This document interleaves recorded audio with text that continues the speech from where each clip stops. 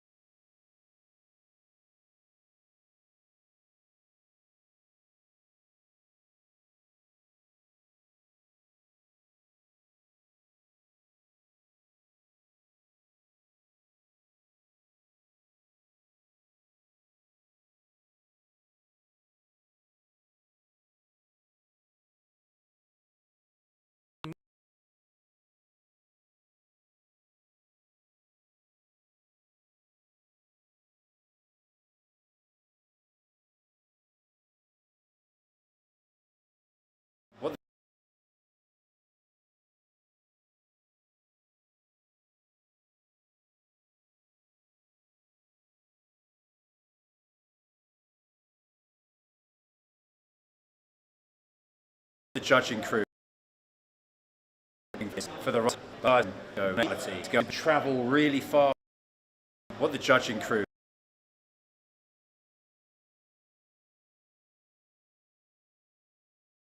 are looking for is for the riders to go as high as they can, but not just go as high as they can. We want to see them go height in combination with extremity and technicality. So riders need to go high, they need to be extreme, they need to travel really far through the air with lots of hang time. When they're looping their kites, the kites need to be really aggressively looped so that they generate lots of power. And at the same time, as they're going high and they're looping with lots of power, we want to see high levels of technicality, spinning once, twice, 3, 4 times, and also what they're doing through that maneuver. Are they taking their boards off? Are they grabbing? So to score super well, they got to go big, they got to be extreme, they got to be super technical, and it's got to be well executed. That isn't the only thing that's going to get you through your heats. Not only do all of your jumps have to fulfill that criteria, but we really, really want to see variety in their performance. So they have 13 minutes, 10 minutes to show us as many different moves as they can, as high, as extreme, and as technical, and as beautifully landed as possible.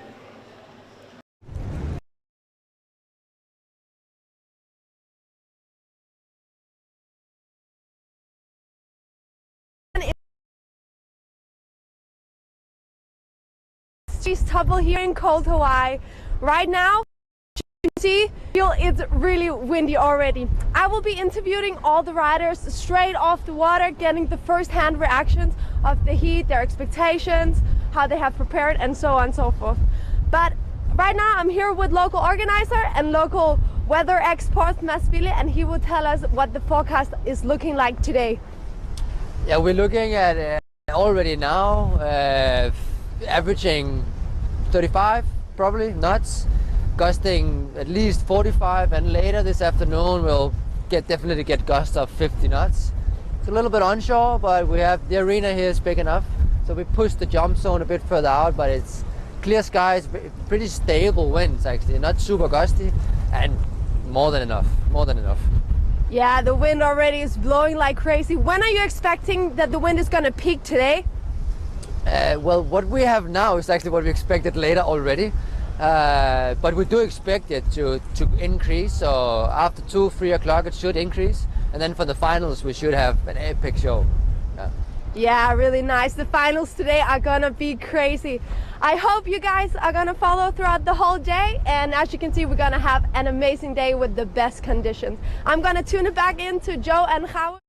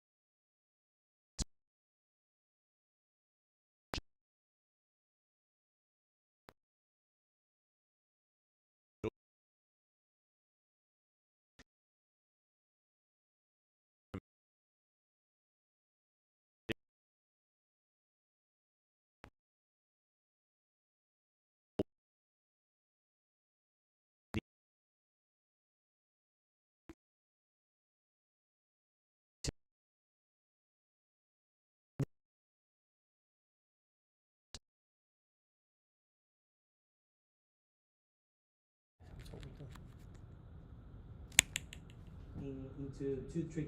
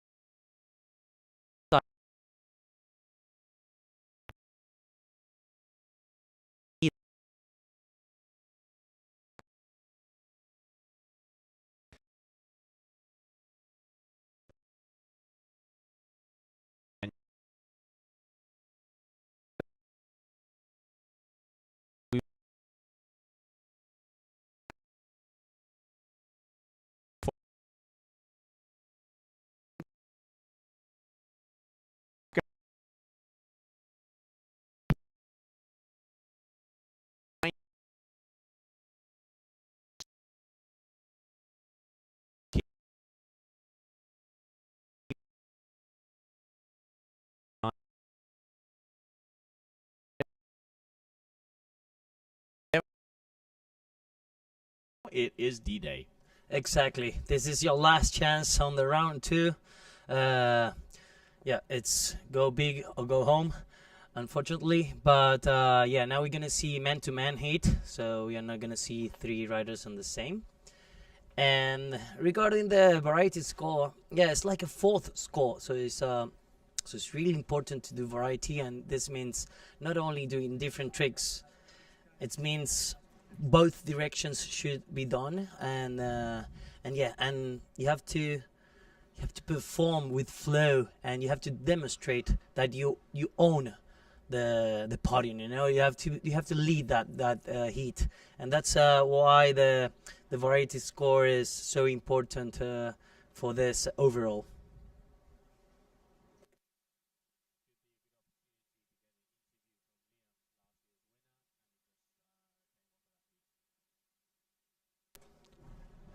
And you can see the conditions out there on the beach. It is mean out there. You really can see that everything is starting to get ready. Everybody is starting to get their thing on, and now we are looking forward to see if there's more action out there, as we're going to be starting off with round number 2. Yeah, that's right. We're gonna go into heat number 7.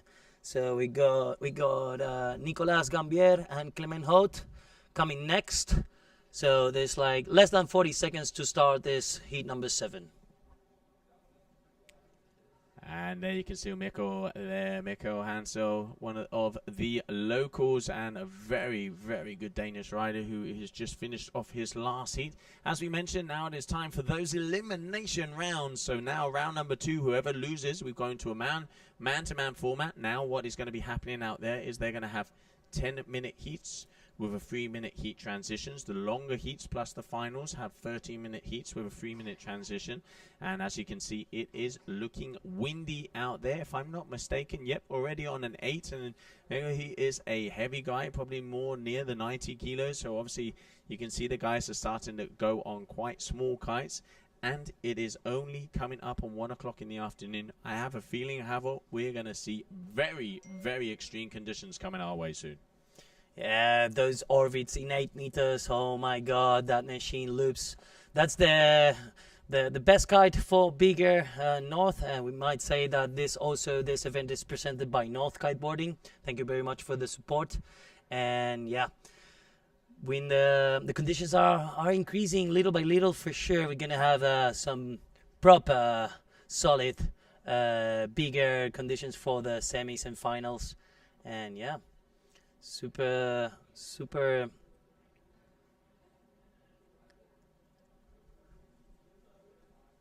yeah, we'll have nice conditions.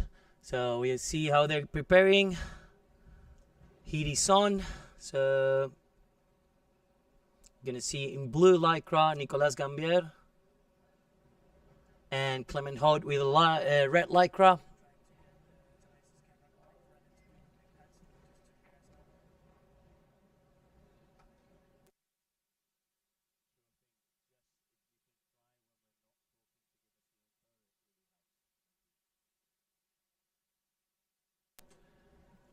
Alright, so there you can see the man himself there on the left-hand side of your screen. That is Clement Haute coming out of France, riding for Reading. He is a very powerful rider, and it looks like he's taking a little bit of chill, but if I'm not mistaken, yet we are. There is 8 minutes until they go into this round, so in between rounds we have a 10-minute break. But we are just also, I think we're going to be going down to the beach very soon to be getting an interview with that man there on your screen, Liam Wadey, past last year's winner. And also, Liam has started to concentrate himself on big air kiting. I know the event, let's see, the thorn he still has in his shoulder. He wants to be a king of the air. He's been pushing. This event, he knows he's already taken the title this year. Similar conditions, but let's not forget this year he has changed over to the Duotone Kiteboarding team and Porsche. So looking forward to see how he performs out there. But at the moment, body language on the water looked good. He was getting the moves down. Let's see, because he has some very, very hard competition out there today. Yeah, definitely. Liam is thirsty to get that crown. And he's fighting and training a lot, so yeah, that's what we want to see. Riders like him, that they are fully committed to get into the podium as a king. Yeah, and out there at the moment, also after that round number 1, little info on some stats. It is Andrea Principi, so the current world champion is the man that has the highest score in round number 1 with a 30.03. So this guy has already gone above the 3000 mark, and already in round number 1, I got a feeling we're going to be seeing big things coming at them. Yeah, for sure. I'm super curious to see what they're gonna bring, all these new kids and all these new tricks and talented boys we have on the fleet right now. Yeah. And here we can see the background there as it is getting full. There's a full crowd out there on the pier, and we've got Mads out there on the mic as well, starting to make sure that everybody is enjoying themselves and starting to feel the vibe. The Red Bull truck is there. It's got the music. We got it pumping through the blasters.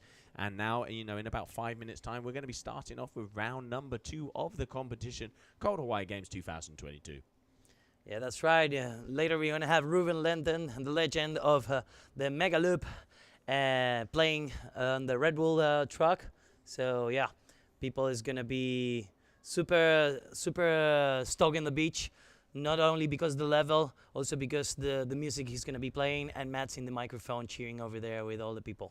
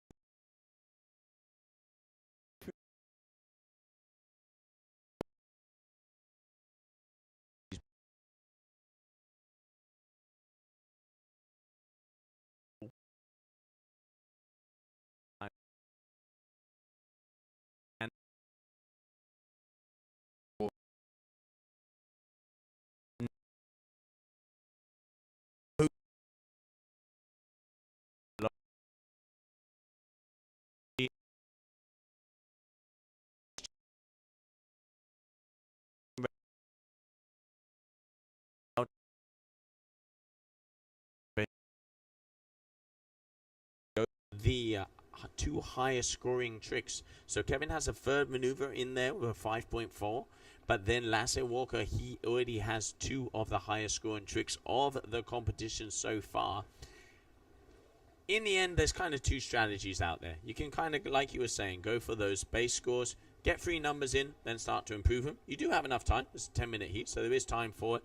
Or go big or go home. You know, some guys prefer to just come out all blazing. Some guys like to, you know, get a couple little base ones in and then start to improve.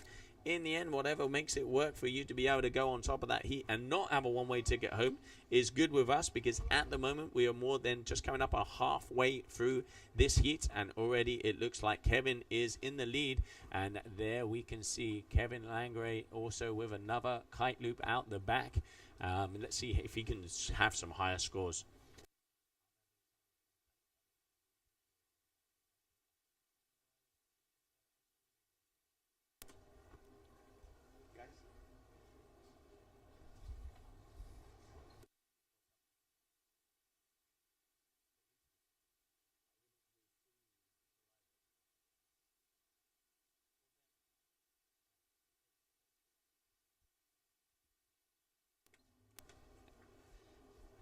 And there we can see Kevin Langray in the front of the screen.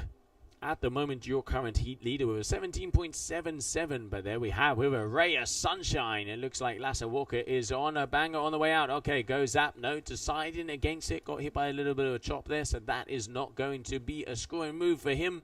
But no maximum on scoring moves. You can go out and jump as many times as you want. But how? Let's not forget, quality versus quantity. Exactly. That's how what we call flight cancel. Sometimes you feel that the wind maybe is not proper, so you decide to abandon your maneuver and try it again. So yeah, it's always a matter of quality.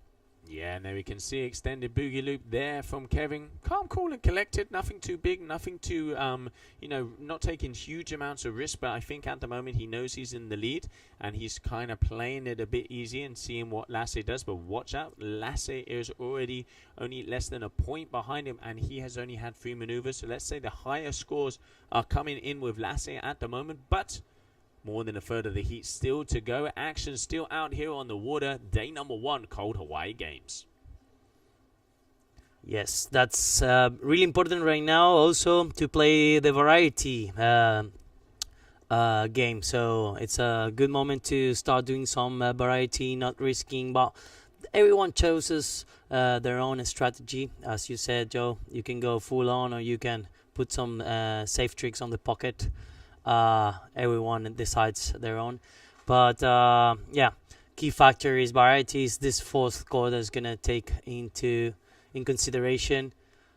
So yeah, so we don't know the final result, because every time the heat finishes, the head judge opens in the system the 4th score of variety. So the judges have to take a look into the whole heat and the whole tricks, and they have to take a decision on this 4th score. Yeah, and we can see at the moment it is very close in between these two guys. It does look like Kevin Langray is getting a little bit more height. It does seem like he's getting a bit more hang time, but then we see a bit more technicality there from Lasse, because he was trying that big kite loop border. But watch out, Langray Airlines making his way in with a very simple kite loop, but got the height, got the speed, got the yank. Judges are going to be happy with that one. Definitely, this was a nice performance, a legit kite loop. So for sure, he's going to receive a good score. But yeah, not as good as his backup score of a 6.13 would be his least amount of numbers out there at the moment, so that is not going to improve over the score. But now we can see, this is what we've been saying, body language. Kevin Langray making his way towards you here, going out, has the kickers coming his way, and Lasse looks like he's lining up something on the way back. He's been doing jumps this way. Who is going to be the man to start to jump off, because we are starting to approach the final minute of this heat? Yes, less than 1 minute and 20 seconds to finish this heat number 8 from the round 2. And if you win, you pass to round 3. If not, you go home. So. And Lasse Walker. on his way out. He needs... What's he need? He needs to improve. He has a 4.73, so he needs another good move, and he could be close to maybe be able to have this. Variety-wise, I'm gonna say I think it's pretty even in both of them. Even though Lasse did try that board off, but he didn't get the landing, so that's gonna make a difference. But here we can see Kevin Langery. Okay, kite loop board off. Calm, cool, and collected, getting a good landing. Took the board off a little later, so a little safer, not getting the board off right in that yank moment. We can see Lasse here with another loop. Yeah, we definitely did see Kevin playing it a little bit on the back foot a bit. I think he knows the position he is in this heat. 10 seconds to go. It looks like Lasse is going to try and do one more move. Okay, he has the kicker. Let's see. On the buzzer, Lasse Walker. Unfortunately going up just for a single sent out jump, and it looks like both of these guys landing on the buzzer. So as it stands, Kevin Langery does have the advantage, but now it is time for that overall impression score.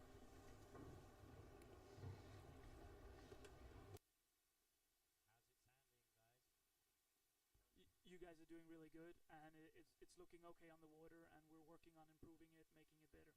So good job, guys.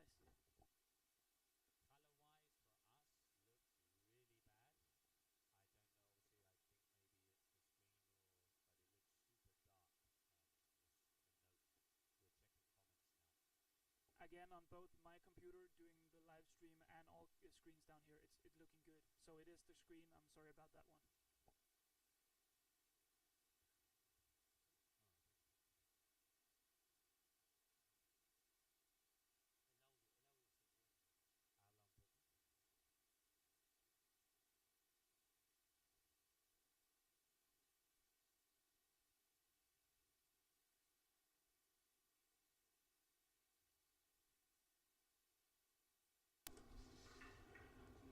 Okay, I'm back here.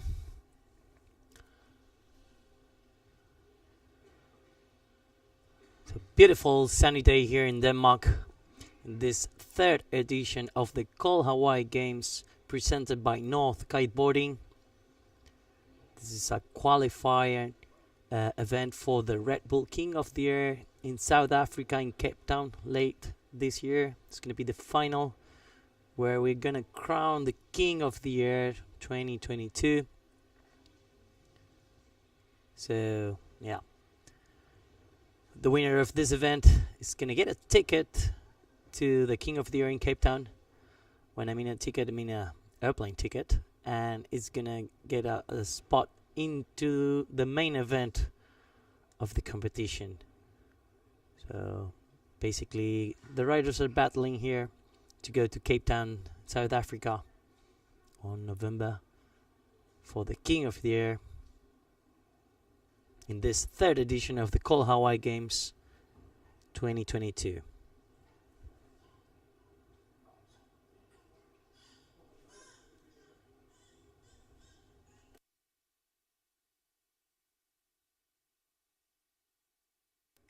And waiting for that next heat to be coming our way. We do apologize, as it does seem like there are a few issues with the streams. Our guys are trying to work on that as fast as possible. We will try and give you as much information as possible from the booth. We were out a little bit further away from the competition area, but at the moment we are going to be entering in the water. It's going to be Mikko Hansel in the blue and Luca Ceruti in the red. Those are the two athletes that will be entering out with us now, and hopefully our techniques will be able to get the sound sorted out and hopefully the coloring ready, and then you guys can start to enjoy the stream as it deserves. But you know, sometimes technical issues happen, so bear with us, and we will have this all ready to rumble. Round number 2 of the Cold Hawaii Games, it is on, and out there on the water we're going to be starting off. Heat number 9 is already in the water, so in the red Luca Ceruti, and in the blue is going to be Mikko Hansel. Green flag, that means less than 10 minutes to finish this heat number 9 of the round 2, where one rider will pass into round 3 and one will go home. So yeah, we are seeing here local rider Michael Hansen versus Luca Ceruti. Michael with the blue lycra and Luca with the red one. So conditions are improving every minute here in beautiful Denmark, as we see a lot of people in the pier.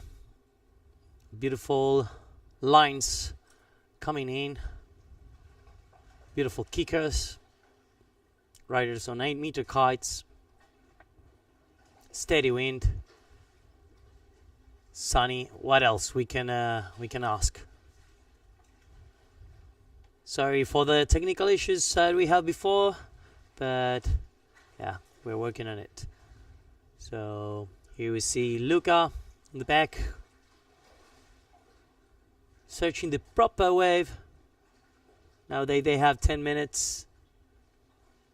They are really careful to perform the trick in the right gust, in the right wave,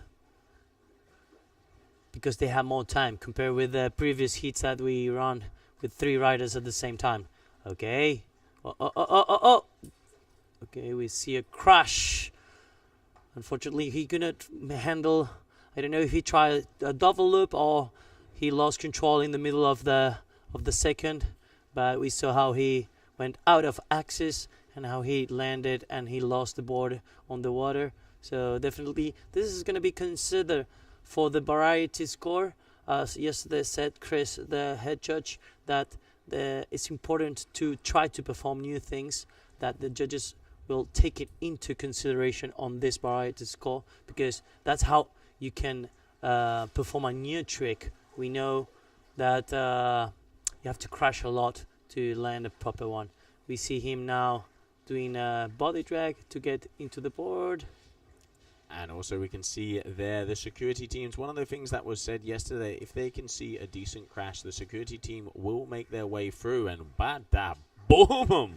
Out the back, Luca Cerruti getting a very nice high rotation kite loop, landing perfectly. So as mentioned, the security teams, if they do see a bad crash, they will go into the competition area to make sure you're okay. So not forget some of the maneuvers these athletes are performing now.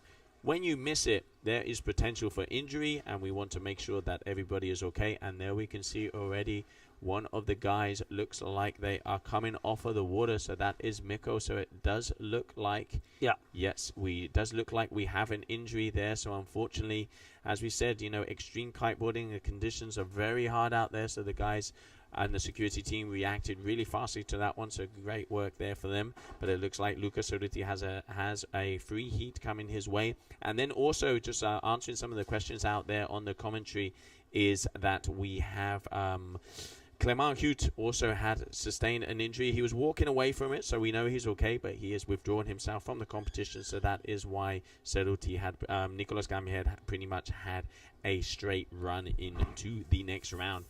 So yeah, part of the game, extreme kiteboarding, injury is going to be a part of it, but great to see that the security guards and all the security lifeguards here at the Cold Hawaii Games are on point. Yeah, that's true. The safety team from here is super professional, we must remark, because as you said, he just landed and the jet ski was behind him right in the moment after. Whoa, we see Luca over there making a beautiful board off. Yeah, we said safety system here is super professional, super important. Big air has a high risk to get injured, and yeah, it's really important this of the safety procedures and systems.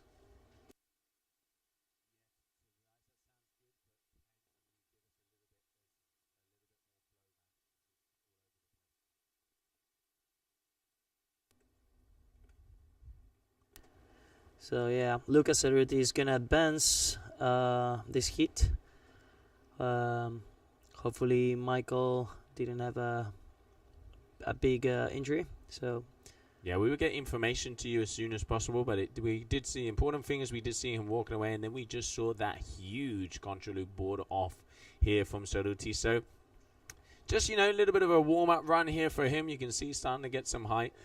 And obviously he's going to kind of, this is a good opportunity to him to show to the other competitors out there. He's like, boys, I'm ready to rumble, and these are the things that I can do. But he is going to have a straight heat coming at him as he is going to be going through to the next round. And then we are still waiting for some of the results to come in. But yes, results have just dropped from that last heat. So Kevin Langeray has taken the win in that heat number 8. So what that means that unfortunately Lasse Walker is going to be out of the competition. First big upset on the beginning of this one. But to be honest, no matter which guy won out of those two, it was going to be an upset because they were two of the favorites here down in Denmark. Yeah, sad but true. Lasse just lost his heat against Kevin Langeray. Yeah, both Dutchies is amazing the level both have, and unfortunately they found themselves in this round number 2, and this is part of competition. So yeah.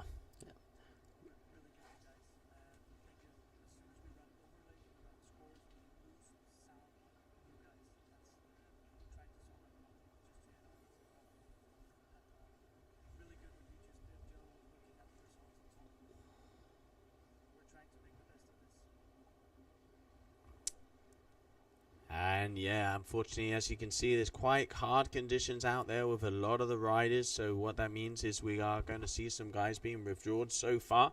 Information in, nobody is seriously injured. So he just got some information there on Meko, so he is all right. He was walking away from that one, but unfortunately, he is going to be out of the competition. And as you just said, Havel, we also saw Lasse Walker. Anybody who comes to the Cold Hawaii Games knows that any single heat is a final. They are the best of the best. This is a video entry competition. Everybody who comes to this event is your top. So let's have a little talk on how it works. You have the top 3 athletes from last year. They're already pre-seeded. Then we have the 50% of the result from last year, plus the 50% of the video entry contest, and that is where they're going to be seeded. Depending on the seeding, you have, let's say, your path. That path to the future of it can either be a nightmare or an absolute dream. Obviously, normally what happens is the guys that have a better ranking due to all those factors will, let's say, have an easier route to be able to continue through to the competition. It's their right. That's because they've done it and they've got results in the past. And let's say the newcomers will have a harder route. But if I'm brutally honest and looking at the competition overlay and looking at the format out there ain't any easy heats down here in Denmark. No, every heat is a final. Definitely. Video scoring was difficult as well. We had a lot of video entries coming. I judged them, and I must say the level is insane.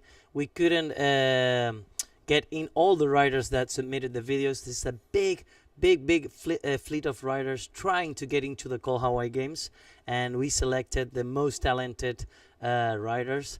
But I must say, yeah, this bigger the discipline is growing every year a lot.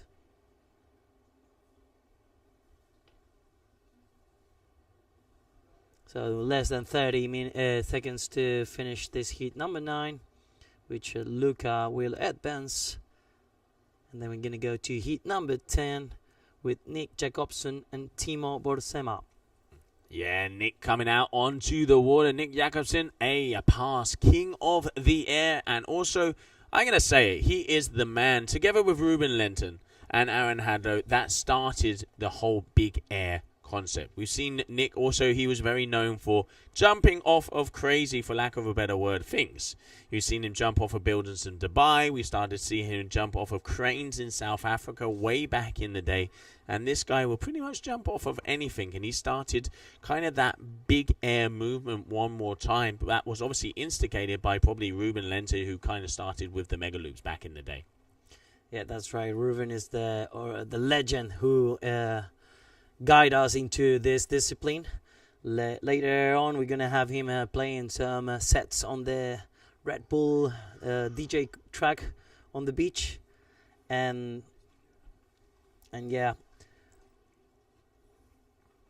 Nick is one of the legends as well, as you said, of this bigger discipline, and yeah, we're excited to see what he's gonna do and how he's gonna perform. Oh, definitely. I mean, you know, Nick knows one of the things we've been saying, when conditions are raw, when conditions are windy out there. I remember doing an interview back with him over in South Africa because, yeah, it's all good. There's a lot of young kids coming up. They have the fire. They're hungry. They have the variety. But when it is 40 or 45 knots plus, experience plays such a big factor because, you know, they can throw it all down in the 30 knots. All of them have a huge repertoire, let's say a huge arsenal of weapons out there. But when, you know, it really does come down to the line, sometimes having performed, having competed, or having been out in conditions like that does give you that extra edge. And sometimes, you know, you might see the young wonder kid coming up and then suddenly go out in conditions. Definitely, the experience gives you a base because, as I said before, maybe sometimes you see someone landing a huge trick and then you start building pressure inside you, and this is not good for you. So experience makes you better in these kind of things that you need to handle. No, absolutely. And, you know, these guys, they've been there. They've got the T-shirt. They got the souvenir. They got the magnet for the fridge. And they are definitely ready to rumble down here. Coming up next, as we said, we were going to have Nick Jacobson coming out onto the water. He's already got through round number 1. Now looking for round number 2. Let's not forget, elimination rounds are already out there as we are starting to see riders going home. We just had the first upset with Lasse Walker getting kicked out by Kevin Langray. Also, unfortunately, Clement Hut is out. He withdrew from the competition due to a slight injury, and then Mikkel Hansel, also the Danish rider we saw there, also withdrawing as he sustained a bit of an injury. Extreme kiteboarding, extreme conditions. One of the things that makes me feel safe for the athletes is that the safety crew is right on it. We can see the jet ski getting in there right on point, which is what we need, because I tell you what, forecast update. Open your ears, ladies and gentlemen. As of 3 o'clock in the afternoon, there's going to be 50+ knots coming our way. I cannot wait to see what the boys are going to be throwing down here this afternoon. Me too. Yeah, as you see, sunny day here in Denmark, a beautiful day. We are very lucky to be presenting this third cold edition of the Cold Hawaii Games and this flight to Kota series. Yeah. Don't let the cheater, trick you. I will say there was penguins with coats. It is chilly out there. The North Sea is already, you can see it's rumping, it's raging. We have a really good action already out there on the water, and we are looking forward to seeing more action coming our way as we are now going to be starting out on the water, as we have Timo Borsema is going to be going up against Nick Jacobson. Nick in the blue and Timo in the red. That's right, green flag. That means that the heat had started and we have less than 10 minutes to finish this heat number 10 of the round 2. So let's have a look. So that's looking like Nick Jacobson making his way out. He has a nice kicker, just unfortunately catching that one a little bit too late. So he's going to be pivoting and going back towards the pier wall. And there we can see that is Timo Borsema, who is in the red lycra and the white kite. All of the riders mostly on 9s and 8 meters. We can see some gusts of about 42 knots as we stand. And you can see Timo already has a one move in the heat with 5.77. But early days, as we are just coming up on past 1 o'clock in the afternoon over here for the Cold Hawaii Games 2022. And we have some very nice conditions here down in Vorupør, and looking forward to see. It's only the waves are supposed to increase, the wind is supposed to increase, and I tell you what, the jumps are going to be increasing. Yeah. For sure, it's going to increase every year. This spot has delivered epic conditions for this event. So definitely, all the meteorologists and all the team has researched this day. So we really trust that we're going to have the conditions we are looking for.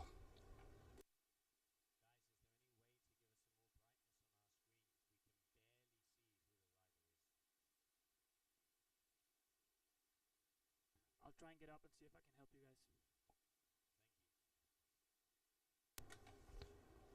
All right, so there we can see on your right-hand side, in the white kite, that is Timo Boesema. And then just going through on the left-hand side, that was Nick Jacobsen with the red North already starting to go to orbit, as his kite would say. So looking forward, we've already seen some of the 2023 new North kites coming down here. We've seen some of the Duoturns, and I know a lot of the other brands already starting to bring out those new toys.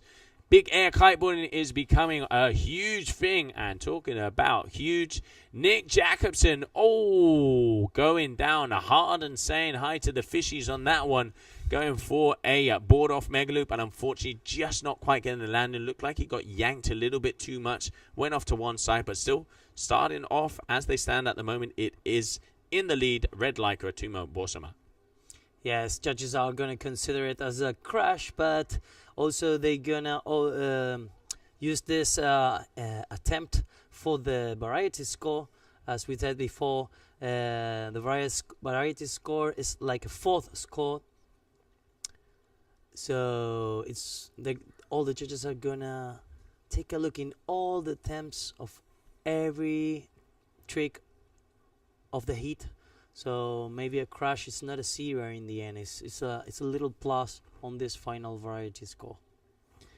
Yeah, you gotta mix it up. I mean, you gotta mix it up. This is like a good cocktail out there. You want the mojito to be sweet, but you want it to have enough rum in there to be able to dance all night long. And now we can see all of the guys starting to be able to get that. We've got the goggles on there, down on the front and center. But it is, as we stand so far, it looks like Nick Jacobsen is going to have to play a little bit of catch-up as it is. But let's not forget, top 3 moves. Then you have that variety score, that the judges scored, so to speak, 25%. Let's see who's going to be making it through to the next rounds, because elimination rounds coming at us. So whoever loses this is going to be going home. Yeah, go big or go home. That's the what's happening on the round 2. And yes, as I said before, I'm going to repeat it because maybe you just tune in into the live stream, and judges are looking into a combination of things on the trick, as speeding, the traveling, the smoothness on the performance of the technique, and then the traveling, I said, the landing and the speed out. So this is how the judges analyze every single trick before they press the iPad and they send into the system the score per trick. And it looks like we're going to have a pit stop here, Formula 1 style. So it does look like Timo Boesema is going to be changing it over. And it looks like, I wonder if he's going to be going a bigger kite or a smaller kite.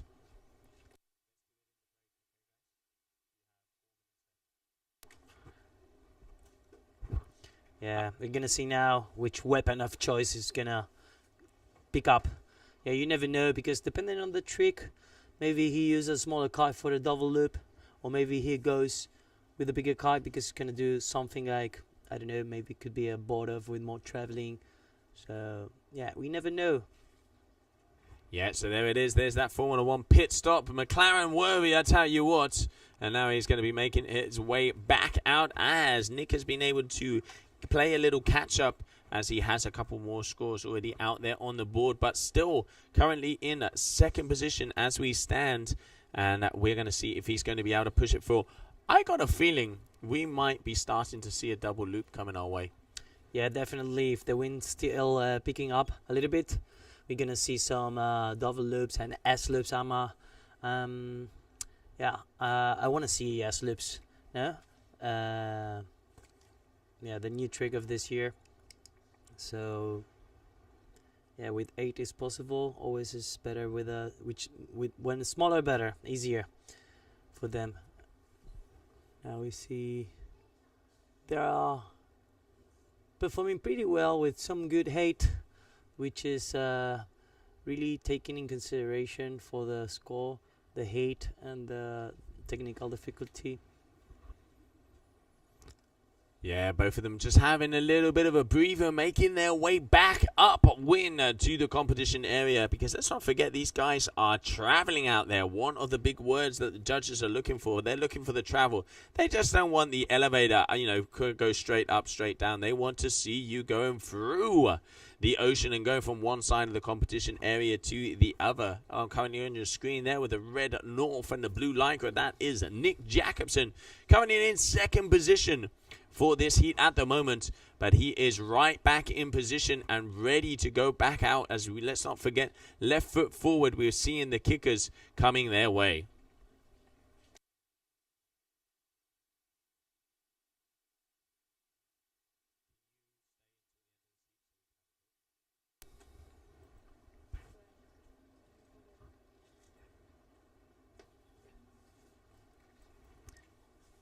All right, so yet still, wow, Sariti's doing very well out there. We can see Bosima already in the lead. He has a 17, but Nick has already started to get one big 6 back on the card. So he is very close to the end, but he is once again in position.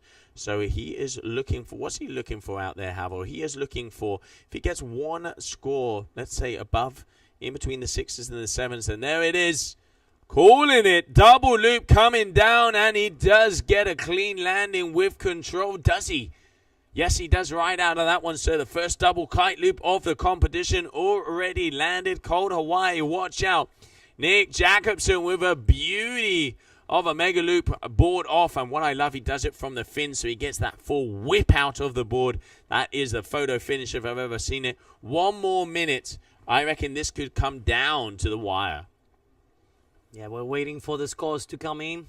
I'm curious to see how the judges are going to score this last trick from Nick. Outstanding performance. Yes, as you said, the style on his board offs are completely different from the others, and that's why we are looking for now to see stylish riding. And you can see him flying towards the competition area one more time. He knows, I can guarantee Nick has a watch on his wrist. He knows he has 20 more seconds to go. So he is pretty much going to have to do a U-turn, burn some rubber, and make his way back out. There it is. As he also, let's not forget, we can see that Borsama is also going to be going around. So both of these guys are going to have time for one more big move. What is it going to be? What is going to be the end move of this heat? So, Bossima going up. He goes to the sky. Loops it off. It looks like maybe a 1 foot on that one. A little bit hard to see from all the way from over here. And is Nick going to be able to get one? He does. Going up with a lofty, high front rotation.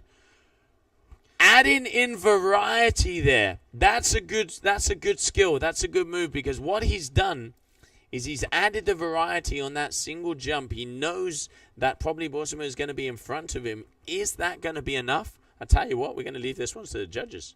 Yeah, curious to see. We have like we always split, like we don't use the name families, where we have like regular jumps. We have like handle passes category. We have the board off category, and then the kite loop. And you can combine all of them now with rotations and the board offs and the handle passes. So that's why it's difficult to make a category, family category, how we use it in freestyle kiteboarding. But yeah, that's why we have this variety score. So the judges can make this difference in categories, in terms of categories. Yeah, no, it is really interesting. I think it also, one of the things I really like about it is you don't know who's won until that score drops. So you got that emotion, you got that raw, oh, who's won, who's got through, is he in, is he out, is he the champion, is he not the champion? I think it gives a little bit of extra kudos and a little bit of extra salsa to the old stream. So we will have to see, because we are pressing the old refresh to see who is going to be going through in between those two, because that could be an upset or not. It was very close, both of the athletes going full on. We are going to be going back to the action out on the water, as we are 1 minute away from the start, and it is going to be in between one of my favorite underdogs, Simon Brunn from Germany. He came in the Cold Hawaii Games last year out of nowhere and blew the roof off of this place. But he is up against a very experienced rider from France, Edgar Ulrich. Edgar, a lot of style, has a lot of variety in there, so it's pretty much power versus variety, technicality against speed. Let's see who's going to have the upper hand. Yeah, let's remember this is the second round, the round number 2, and who loses goes home.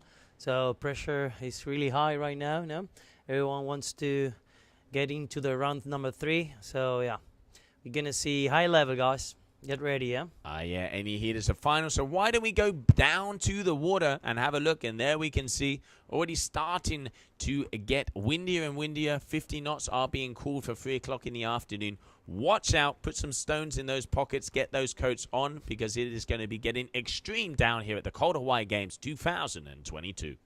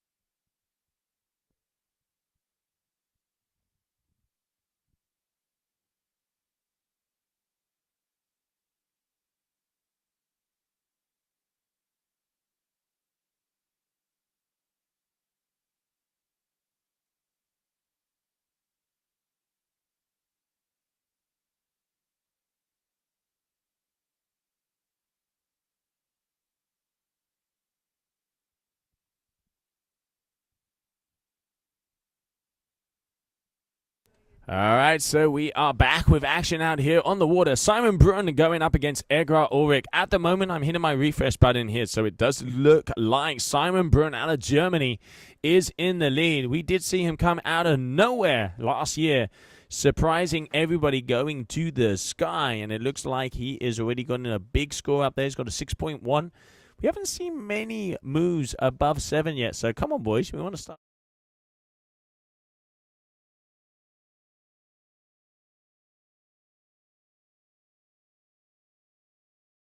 Kicked out of the event, meaning he is out. That means also Lasse Walker is out as well, getting kicked out by Kevin Langris. So some of the big names already making their way out of the competition, but they will be joining us in here in the live booth, and we have them down on the water helping everybody out. It is, like we said before, any heat is a final down here at the Cold Hawaii, and I can tell you what, there are some very big names. There's going to be upsets left, right, and center all the way through this day of competition. Weather update, about 45 knots out there. It is chilly. We have Teresa over there on the beach, and I tell you what, I'm going to send that girl a hot cup of coffee because it is starting to get freezing out there. But that is what we want. We want to see the wind pushing and pushing. And there you can see on your screen, that was Simon Brun going for a double rotation kite loop. Let's see what he can be bringing to the table, because at the moment, both for the duotone riders, very, very close in between them. 17.33 for Simon Brun versus a 16.43 for Edgar Ulrich. Who is it going to be? Is it going to be Germany or France? We will soon find out, as we have 2.5 minutes left on the ticker.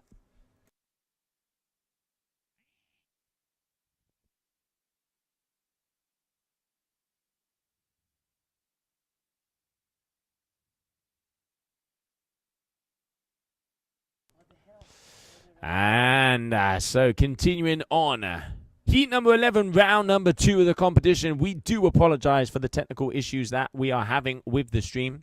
We hope it will be sound and sweet for the heats to come on now. As I hear some information, it looks like some of the things have been sorted out, so it should be a smooth show coming at you very soon.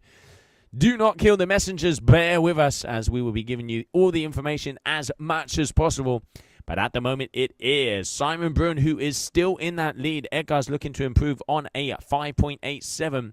And there you can see Simon in the red. So in the blue would be Edgar, who has gone a little bit further to the left-hand side of the competition area. There he is. And this is actually his good side. He makes more of his moves with his right foot forward. But the kickers are on the left. Going to be interesting to see.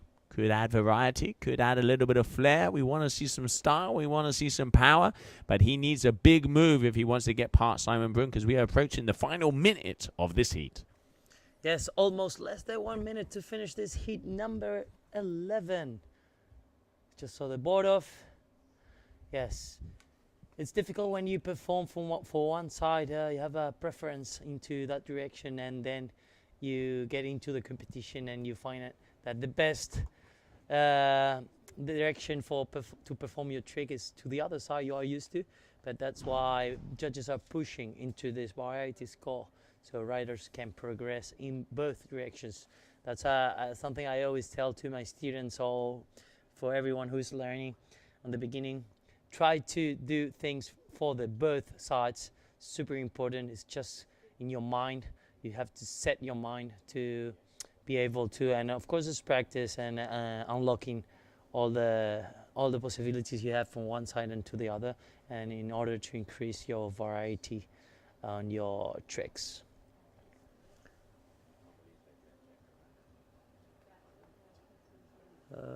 So red flag up, we hear the horn, means that the heat has finished. So we see Edgar winning with a 18.87, and Simon with a 17.33, but it's missing the variety score, this fourth score that's gonna be set by the judges right now. So the head judge right now is gonna make a quick call on the judges tower and say, okay guys, take a look in all the scores, think in all the performance of the whole trick, and in order to set this final score of variety, or judge score as we call it now. And yeah, that's why we cannot predict who's going to be the winner. Watching only numbers, you have to assess the whole heat to see who's going to be the winner. Yeah, and coming up next, talking about heats, Aaron Hadlow, Jett Bradshaw. Both of these boys, I mean, Aaron Hadlow, this guy needs no introduction. And let's not forget, he just came back from Brazil from getting the 4th position, and he has been training hard. And if there's one thing we know about Aaron, when he sets his mind to something and when it comes to competition, he is one of the best athletes out there. And he is up against powerhouse. And let's go, we can say it, Mr. Crazy Man, the stunt man, Jett Bradshaw, who is out there on his 16-meter lines. Looks like he's out on a 9-meter kite, if I'm not mistaken. Had a little bit of a hard fall over there in round number 1. Back now in round number 2. Let's see how they're going to be going. 2 completely different styles. You have the short lines where it has got that spectacular. The kite goes underneath, it goes horizontal. They get that yank, but we're not often see so many board offs or so many variety or rotations in there. 2 completely different styles. Let's see who comes out on top. Yeah, it's curious to see what's going to happen now. Yeah, as you said, Aaron Hadlow, well, man, how many times he was world champion in freestyle? So smooth. It's one of the best for sure of the kiteboarders in the world, and he's also now on the bigger division and against Jett. Yeah, it's curious what is gonna happen right now, and yeah, less than 40 seconds to start, so we're almost there, guys. We are almost ready for action. Let's get this going. This is one of the heats that I was looking forward to. I'm really looking forward to seeing Jett outside. These conditions are raw. I mean, this boy is from South Africa. He's used to the windy conditions, but he is up against one of the most complete guys out there on the planet, and Aaron is hungry. I was talking to him yesterday, and he's had a very good competition over there in Brazil. Little disappointed, you know, when it comes to Aaron. He wants to be on top of the podium, not on one of the sides, and he is looking to perform here. Let's not forget, Aaron coming out of the UK, he's used to these kind of cold northern conditions. He's used to this, travels a lot, but his home ground, this is kind of, you know, has that kind of feel to it. But we're going to have to see, as whoever loses out of this one is going to be making their way a 1 ticket home. Let's have a look and see who comes out on top. Already starting off with a first maneuver. There we could see Jett with the blue. That's it, green flag on. That means we are on the heat number 12. Just started. Jett has already 4.5, 4.37, sorry. And yeah, it's difficult when you have such a legend behind, against you on your heat. It's difficult. It sets pressure, as I said before. Your mindset is really important in every comp, and competing against guy who has a lot of experience, a lot of world titles on the back. That makes you nervous. But as we know, Jett is from South Africa, from Cape Town. So as we saw, look, that mega loop. Yes! With the short lines. Yeah, we see this little South African, how he's taking advantage of the condition, how he's cheering up all the people. He's a showman. That's for sure. He's a showman in and out of the water. Yeah, that's what we want to see. We want to see the vibe. And there we can see Aaron Hadlow going for a kite loop. Board off there, getting a clean landing. Yes, he does. And we saw that big kite loop there from Jett. Jett getting the crowd pumped. If there was one thing you know about this guy, he is amped. He is Mr. Stokes 24/7. He has the energy. He has the vibe. Already taking a bad crash in the beginning, starting off okay, goes off. Boogie loop, getting the kite nice and horizontal. Does he come down? He comes down nice and easily. And this is where he's going to have those hands in the air. He's going, yup, yup, yup, yup. Yes, he's riding short lines. Maybe he doesn't reach the height that Aaron is reaching with his long lines, but it's spectacular how the kite loops in the critical zone and how he performs the trick with such a style. So that also is taken into consideration. So it's a difficult task being a judge when they have different setting on the gear. And now both of the guys. So as it stands at the moment, let's hit the old refresh button and see. So here we have Aaron Hadlow, 18.67. He has a 5.77, a 6.7, and a 6.2. Jett has a 4.37, a 6.6, and a 4.8. So both of these guys already started to land mid moves out there on the competition area. Let's not forget top 3 moves count. Then you have that overall impression score. But at the moment, it does look like Mr. Hadlow with one of the highest scores of the day so far. Individual move score with that 6.7. Starting to make his way. A little bit of a difference, probably about a 2.5 points in between these two athletes. But loads of time to go as we have 7 minutes. Oh, Jett dropping out of the sky and going and singing with the mermaids. Came down like a ton of bricks. Just unfortunately didn't get that kite, didn't get him back up. And we can see in the background there, Aaron Hadlow going, if I'm not mistaken, that looked like a triple back loop and then a kite loop in the end just to get the old hover going. But yeah, we just missed the beginning of that move. Yeah, it's amazing, the performance of Jett. It's amazing how critical goes the loop and how powered he is with the short lines and with this orbit north kite. Amazing 23 new gear that they are delivering for this big air comp. Yeah, the big air really taking off on all of the brands. Most of them out there having the specific big air kite coming in and dropping in on their lines. It's actually quite interesting because, you know, some of the moves that we're seeing are what were considered old school, but now they're mixing the old with the new. They're getting the handle passes. They're getting the board offs with the kite loops, the contra loops, and let's not forget that S loop instigated by none less and none least than Ruben Lenter, who just actually popped in to say hi here into the studio. He's going to get down on the decks and start giving us some tunes down here for the Cold Hawaii Games. And we saw Hills Vlut and a few of the riders starting to really hit that S loop. And let's not forget, probably one of the biggest S loops done until date was the S loop by Hills in Lords of Tram. That is what I call balls to the wall. Oh yeah, these guys, they are pushing the limits so high that I don't even want to try one of these tricks. It's so risky.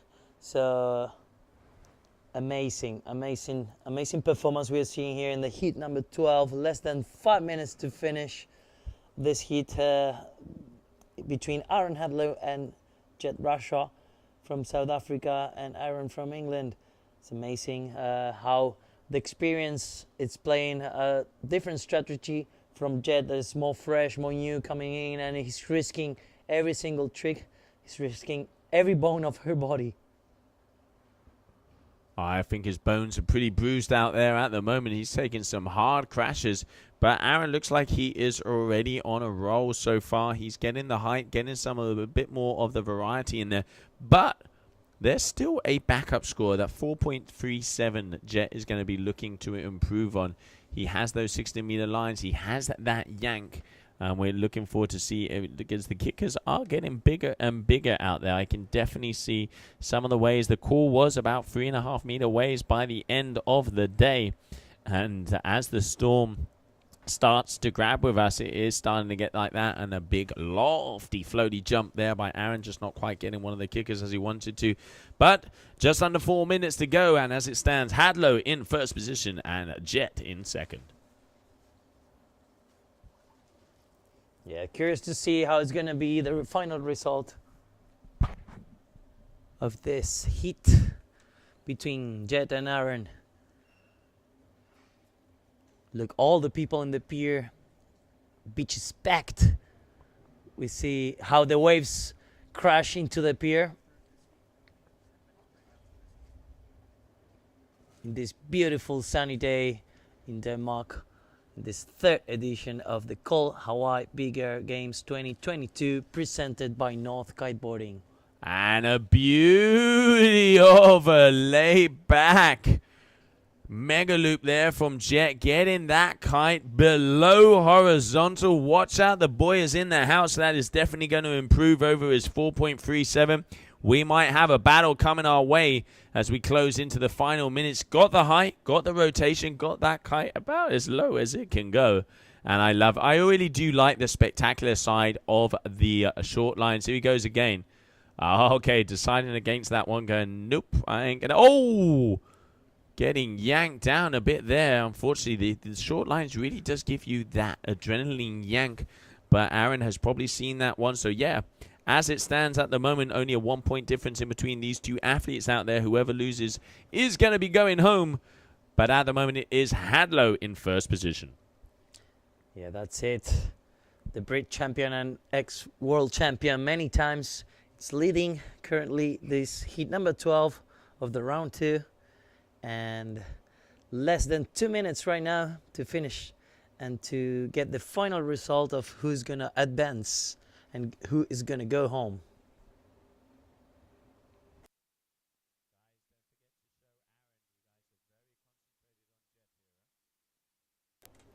Now we see Mr. Aaron Hadlow with the sand jump, but performing. He's very intelligent, and he's playing the variety tricks. So he's gonna do a little bit of everything. He knows where he's right now on the scores, and he's gonna play the game of adding variety for the overall final score. Yeah, I mean, Aaron, multiple-time world champion. He is really out there on when it comes to knowing what to throw down at the contest. He knows where he has to pull it, how he has to pull it in. He knows how far he has to push. Because let's not forget, they have a full day of competing. Conditions are hard. It is, it is taking a toll on their body. So if at one point they can kind of take a little bit of foot off the accelerator and have a little breather in the heat, they're going to use that opportunity to then be able to perform afterwards.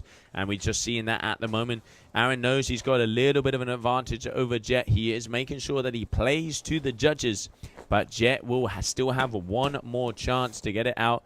And it looks like Jett is deciding to come off of the water as he has 30 seconds left. So as it stands,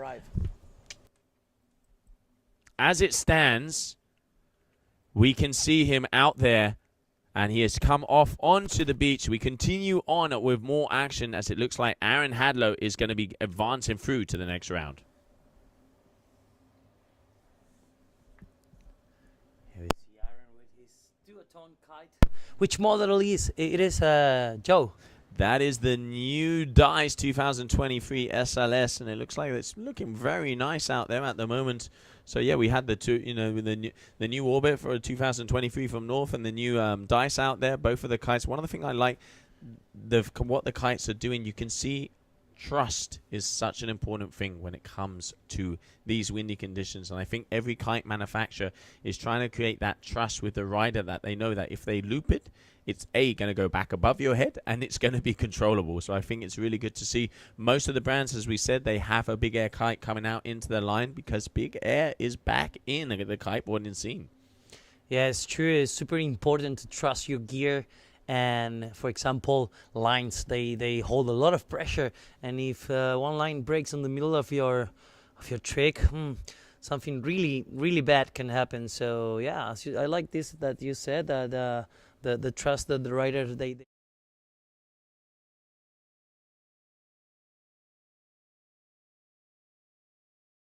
here every month, and how the brands are pushing to improve their gear. And I'm super happy with the new Orbit. It looks amazing, colors and the performance that we can see of the riders is incredible. So yeah, how is this heat going on? We just finished it. So yeah, there we can see that is the end of that heat. We are going to have a short break as we have a 10-minute break in between rounds. We're now moving over to round number 3. So we've already seen, let's say, 2 big upsets out there. Unfortunately, Lasse Walker and Nick Jacobsen are both out of the competition early on.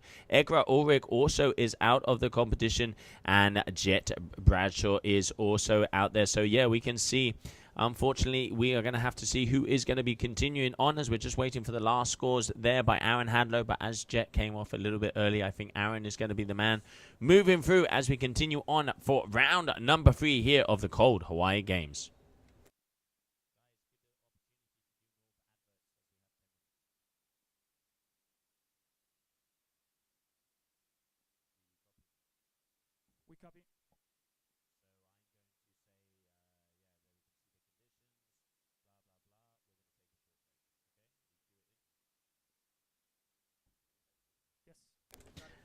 And there you can see the conditions down here. 9s and 8s. That is the name of the game. And we can see the sea is angry and it is raw out there. Little weather update. We have about 45 knots. It is saying that it will hit 50 by 3 o'clock in the afternoon. We are going to be taking a short break as we're going to be right back with round number 3.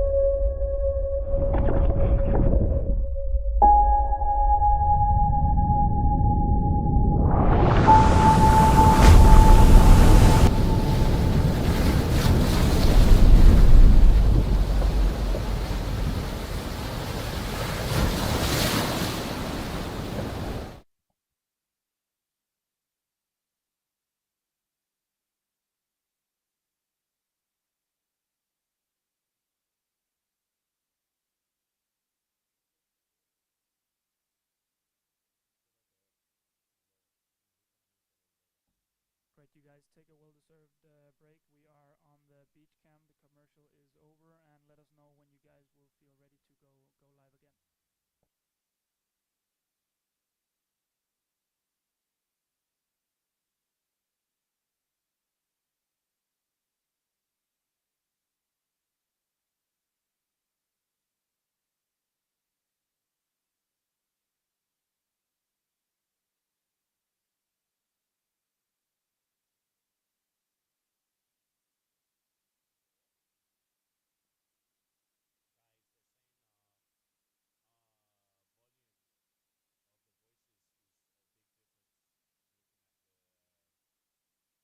Yes, the reason, as Finn told me, is being how close you keep the microphone to your mouth. That differs from time to time when you take the headsets off.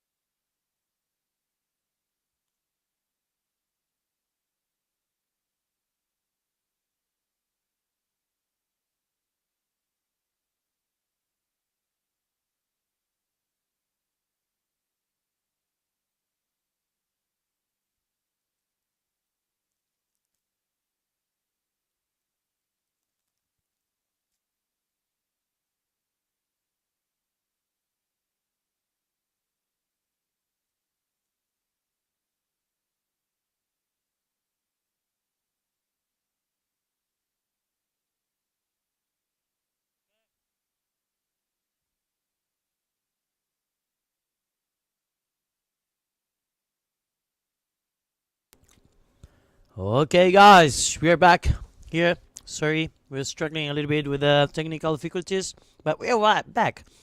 So we are in heat number 13 between Jamie Overbeek and Luca Ceruti. Amazing performance from Luca. He just nailed some double kite loops, and he scored 7.17. That's a high score for this heat number 13. So I got some scores from the past heats, the high scores of the day. So I will comment a little bit this. So for your information, Andrea Principi had a 7.13 on the heat number 4. We have Gil Vlut on the heat 5 had a 7.13. I'm gonna say the top ones. So currently in the highest score ranking of the day is Timo Borsema with a 7.57 on the heat number 6, and in second position Andrea Principi with a 7.5. So yeah, pretty tight, and as we said, the conditions are improving every minute here in Denmark in this third edition of the Cold Hawaii Big Air Games 2022, presented by North Kiteboarding. So less than 8 minutes to finish this heat number 13 between Jamie Overbeek and Luca Ceruti. Jamie's with the blue lycra and Luca is with the red lycra and his North Kite. We see the pier, how the waves smash into the rocks, and how all the people that's standing over there. There's a lot of people. The beach is really packed. Ruven Lenton just came here to the booth to say hello, and now he's playing some sets in the DJ track of Red Bull. Beautiful sunny day.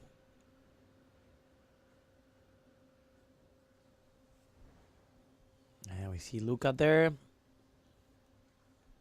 tacking, going back to the pier, searching for some speed. I think he's not going to perform to the right side, so he's going to go to the left. So he's going to take advantage of the kickers. See Jamie over there with a regular jump, adding some variety into his performance. Less than 7 minutes to finish this heat number 13.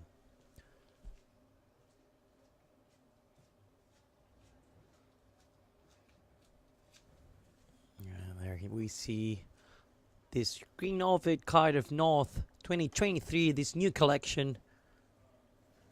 This beautiful kite for big air.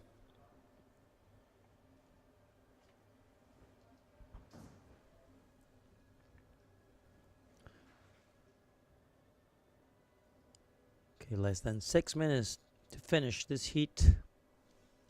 Jamie just landed a 5.95 score, and he gets into first position with 19.38 against Luca with 11.23. So now is a big gap right now in between scores. Of course, it's going to be affected by the final decision of the judges regarding the variety score. That could make a big difference, but so far Jamie's leading this heat. Hey guys, so back in the booth. I just went outside and put some spotters next to the camera guys. Unfortunately, it looks like they have been following the wrong riders. We do apologize for that. Once again, don't kill the messengers. We are trying to do our best with what we have out there. At the moment, it looks like now things should be running a little bit more smooth. It's been a bit up, down, and left, right, and center, to say the least. But it looks like we have more action coming your way as these rounds are getting in. So we do appreciate all the feedback on the comments of the stream.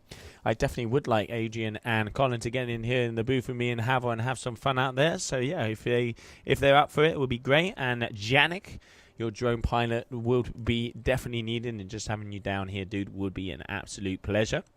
But the more important thing is we have the best conditions for the riders out here on the water to be able to perform the sport that they love and the sport that they do.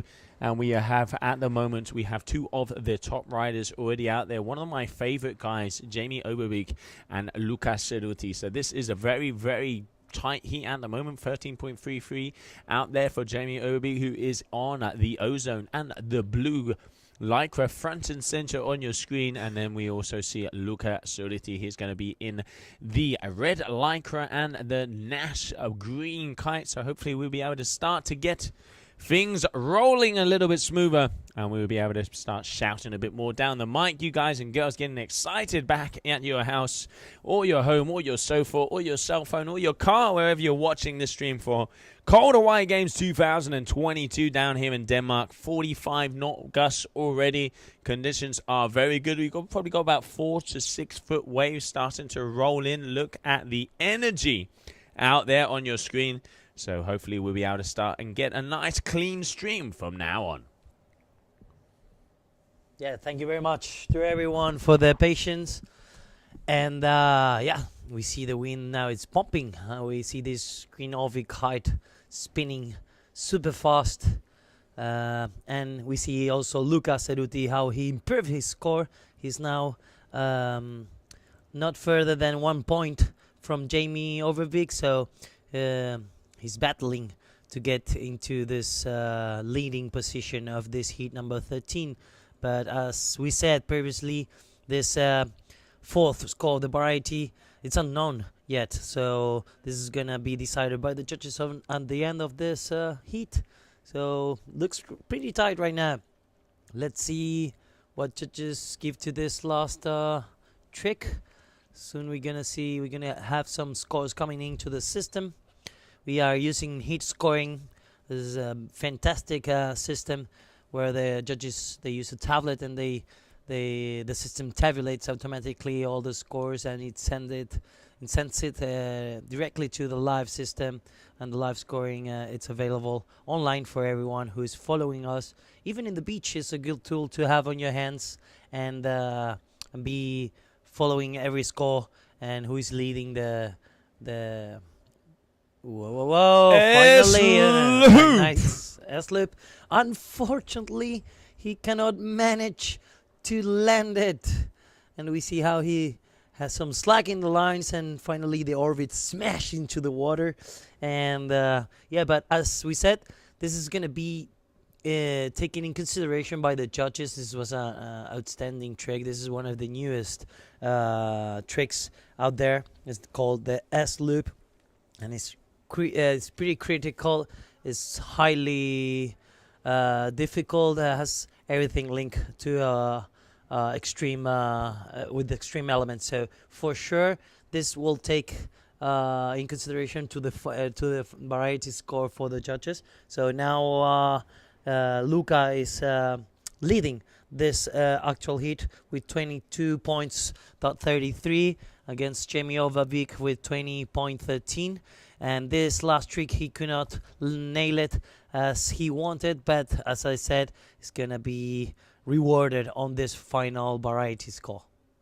Yeah, and you can also see it looked like on that one, he contraed before he kite looped. So it almost looked like he started with the contra loop and then with the kite loop. So the other way around, mixing it up down here. So that could be a world's first.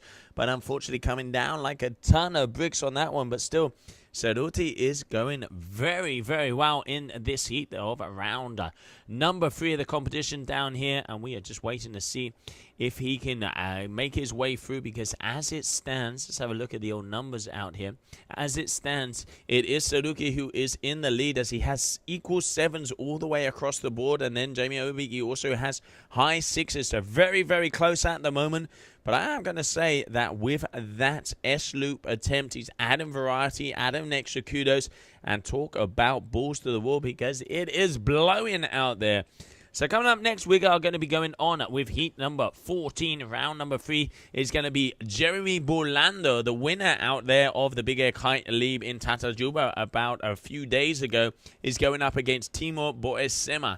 So there's two big guys going out on the water. And let's see, Bolando, obviously, Brazil, nice and warm, not as windy as here. And we will have to see if he can take it out in the cold and the gnarly winds down here at the Cold Hawaii Games. Well, heat is over, but I must remark that look at the beautiful S-loop. That's the last score we saw in his chart.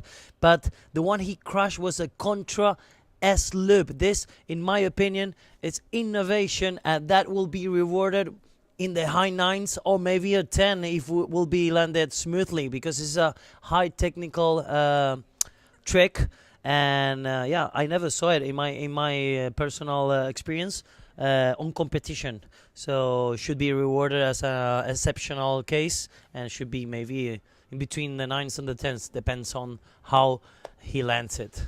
Yeah, I mean, absolutely. Unfortunately, not coming off with the clean landing on that one. But, I mean, hats off to him. The first S-loop we've seen, we already saw a kite loop before. Now we're starting to see the S-loops. Now, as the guys are getting into that round, they're going to start to push up the game. They're going to start to add a little bit more injection, a little bit of more fuel to the fire as it is starting to blow out there. As it stands at the moment, we've already had quite a few upsets. Nick Jacobson is out of the competition. Lasse Walker is also out of the competition, and just waiting to see Jett Brashall also out of the competition. He sustained a bit of a shoulder injury in the first round and then went out again in round number 2. But now Aaron Hadlow making his way through. So we're already starting to see the guys are taking a beating out there. Conditions are raw. It's radical. It's extreme kiteboarding. So they got to watch out. Now, round number 3 coming up next. We have Jeremy Bolando is going to be going up against Timo Borsema. Jeremy Bolando just coming off of a win in Brazil.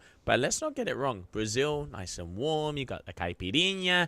Now it's down here to Denmark, cold, raw. Here the beer. Here is probably more beer than it is caipirinha. Let's see how the youngster can pull it out, because he was absolutely ripping at the big air kite luge in Tatajuba. Yeah, definitely. These conditions are different. The wind is more cold, and that makes more stronger the power on the kites. And yeah, those kickers are quite huge today, I must say. And that makes an extra lift in terms of height. And yeah, of course, bad landing hurts double than in Brazil, because it's not the same. No, the weather affects you a lot. No, it's not. Of course, it's not the same. So yeah, I'm curious to see now what is gonna happen, because yeah, now the wind is picking up, so, and the pressure is more high, and now we see all the level of the riders. It's more condensed, we can say. And let's see. Oof. Yeah. Absolutely. The level is definitely getting higher. It's getting more condensed. But talking about condensed, guys, let's get back to the water, because the heat has already begun. Cameraman on the riders. All right, so starting off, we have Jeremy Bolando is going to be in the blue, and Timo Borsema is going to be in the red with a very nice boogie loop to start it off. We have already, it looks like they've upped the heats a little bit to 13 minutes by the way I can see it out here on the timer. We will double confirm that, because we are getting the info pretty much trickling in. So hopefully we will get a little bit more of a flow here coming. And there we can see it with the green slingshot and the blue lycra. That is going to be Jeremy Bolando, Vice World Champion of Freestyle in last year at the GK Kite World Tour. He's just won the event in Brazil at Tatajuba of the Big Air Kite League. So a very talented waterman, a very talented young man. And at the moment, he is probably in a proving grounds, because he won it in the warmth. Can he get it in the chilly and the cold down here in Denmark? Yeah, let's see. He's also living in Gran Canaria, so this weather is a little bit similar. No, the strong winds and gusty. The only factor is he doesn't have a winter now in Canarias. Everyone knows over there is kind of tropical. But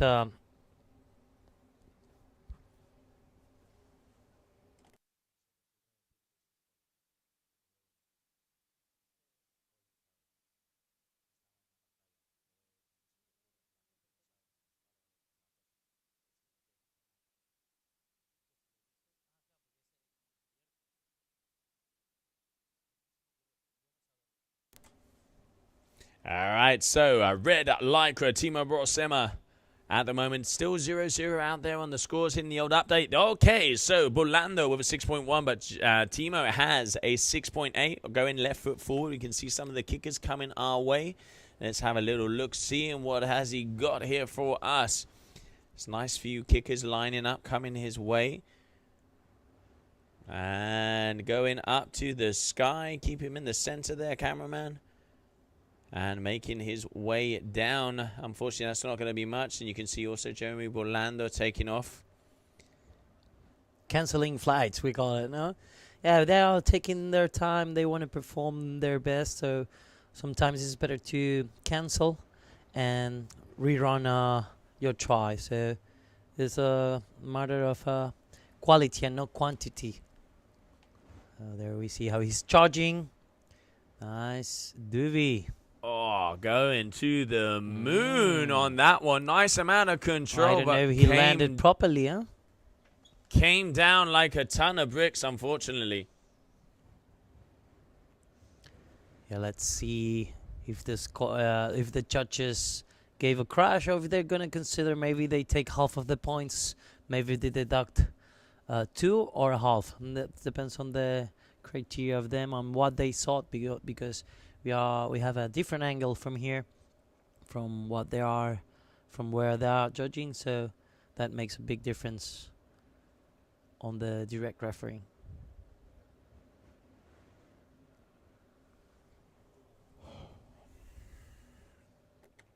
Si no es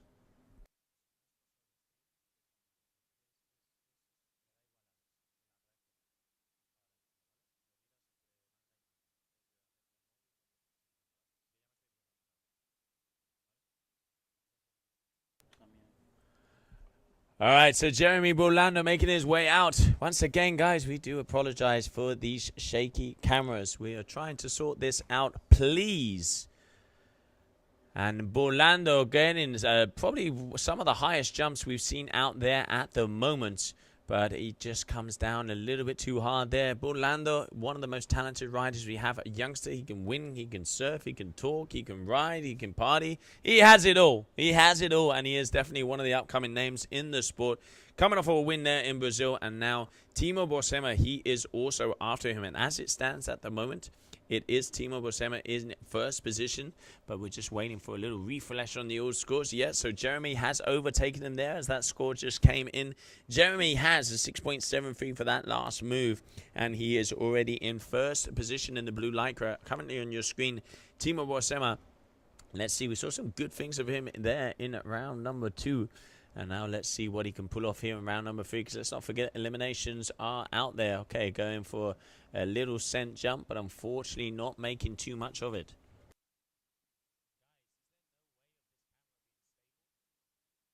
The wind is straight into the face. It's not just, they have no shade. It's straight into the face.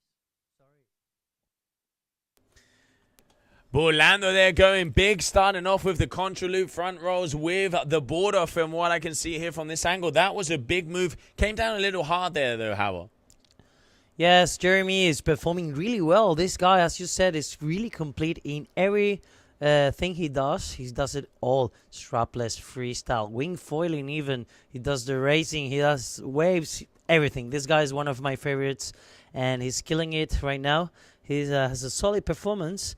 He had just had a 6.73 and now a 4.5 on the last one. But he's leading the heat with a 15.73 against Timo Borsema with a 13.3. Yeah, as I said, Jeremy Bolando is a complete rider. In and out the water as well. This Italian, half Spanish because he's living in Gran Canarias. That's why he trains every day. He just came from Brazil. He just took the win of the Tatajuba Big Air Kiteboarding League. So, yeah. He's trying to get the win as well here and get a spot into the Red Bull King of the Year lately this year in South Africa. Yeah, let's see who can get that first way in. Thanks for all the comments on the stream, guys. As you can see probably on your screen, having quite a few issues, and it is hard to see some of the moves. I can guarantee you we know what they're called. So, Joel, thanks for that anyway. And we will be continuing on. Nice doobie here from Borlando going up. Nice and clean on the rotation, coming down. Getting the verticality throughout the middle. And hopefully we will see some big scores as he is currently in the lead. But yeah, as you can see, his camera's unfortunately, due to the fact that it is onshore winds over here in Denmark, they're having to zoom out, because if they zoom in too far, it is going to look like an earthquake out there. So doing the best with what we have, guys. We do appreciate one more time all of your feedback, but we do ask also to understand and bear with us a little bit. Thank you. Okay, less than 5 minutes to finish this heat number 14. We just saw Timo performing and he couldn't land it, so it's going to be a crash. Now we see him doing a cent jump and crashing on the end, so that's going to score a 0. And because it's a regular jump, I don't think it's going to be in consideration for the variety score for the judges. Yeah, looking forward to see if that variety will start to play at all. We saw it, we've seen it over in Kota. When I was down there in 2020, we saw the likes of Mark also getting variety in a lot of the moves, and he would actually go through heats even though he was underscored at the beginning, and then with that variety, mix it up, will be able to advance through. It is very important, 25% of the average score, so it is 25% of what they have to do out there. Riders that know how to dial into it, make sure they are as close on the trick points as possible, but then play to the judges. Because let's not forget, this isn't free riding. This is competition riding. You have to play to the judges. You have to be dotting all the I's and crossing all the T's out there for them to give you the smiles, the kudos, and add those little numbers a little bit higher to make you go all the way through the competition. At the moment, it is day number 1 here in Denmark, called Hawaii Games. We're seeing about 42 knots at the moment. Guys are mostly out on 8s. There was a few madmen out there on 9s, but it looks like it's even getting too windy for them. There we can see Principe just running through the beach there, getting ready to go out. The current reigning GK Kite World Big Air Tour champion. The best of the best out here in the North Sea, and one of the guys who is on top of the world at the moment, just coming off of the win over there in Brazil, that guy with the blue lycra and the green, Jeremy Borlando, who has an 18.06 total at the moment over Timo Boasema. So looking forward to see who is going to be going. Well, whoa! Big jump out the back. Someone warming up. That definitely deserves a big shout out over here on the stream. And as we continue on, it looks like we got 2.5 minutes left. And yes, there has been a kite change. So that is Timo Boasema there with the red Nash, if I'm not mistaken. And the screen is a little small over here. I think that's the new pivot. Must be. Yeah. Less than 2.5 minutes to finish. Jeremy is still leading this last heat. We just saw him flying to the moon. And yeah, difficult to battle against the champion of the Tatajuba Fest. He comes with a positive mindset, and yeah, with a lot of hungry to take the win. So I put some money for Jeremy. For sure, he's gonna do well. He's a good guy. He's super talented. We see them now. Just saw him jumping.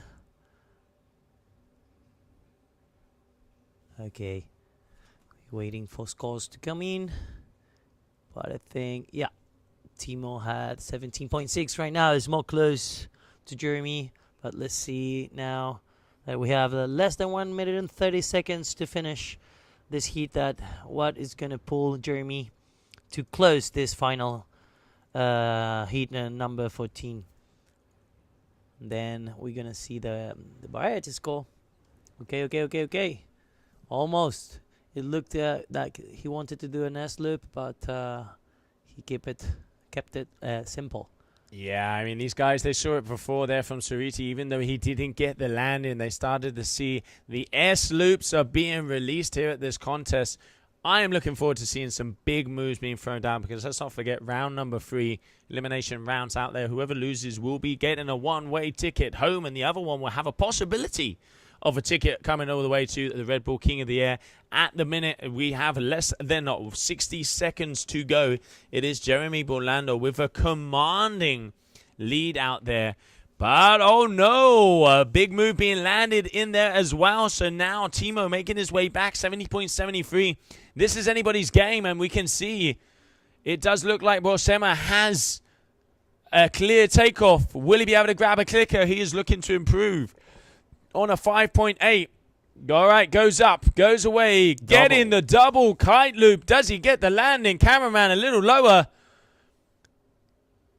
We're going to have to guess on that one, thank you. So, yeah, it does look like he got the landing on that one. So, that's a double kite loop. That's definitely going to improve on his 4.43.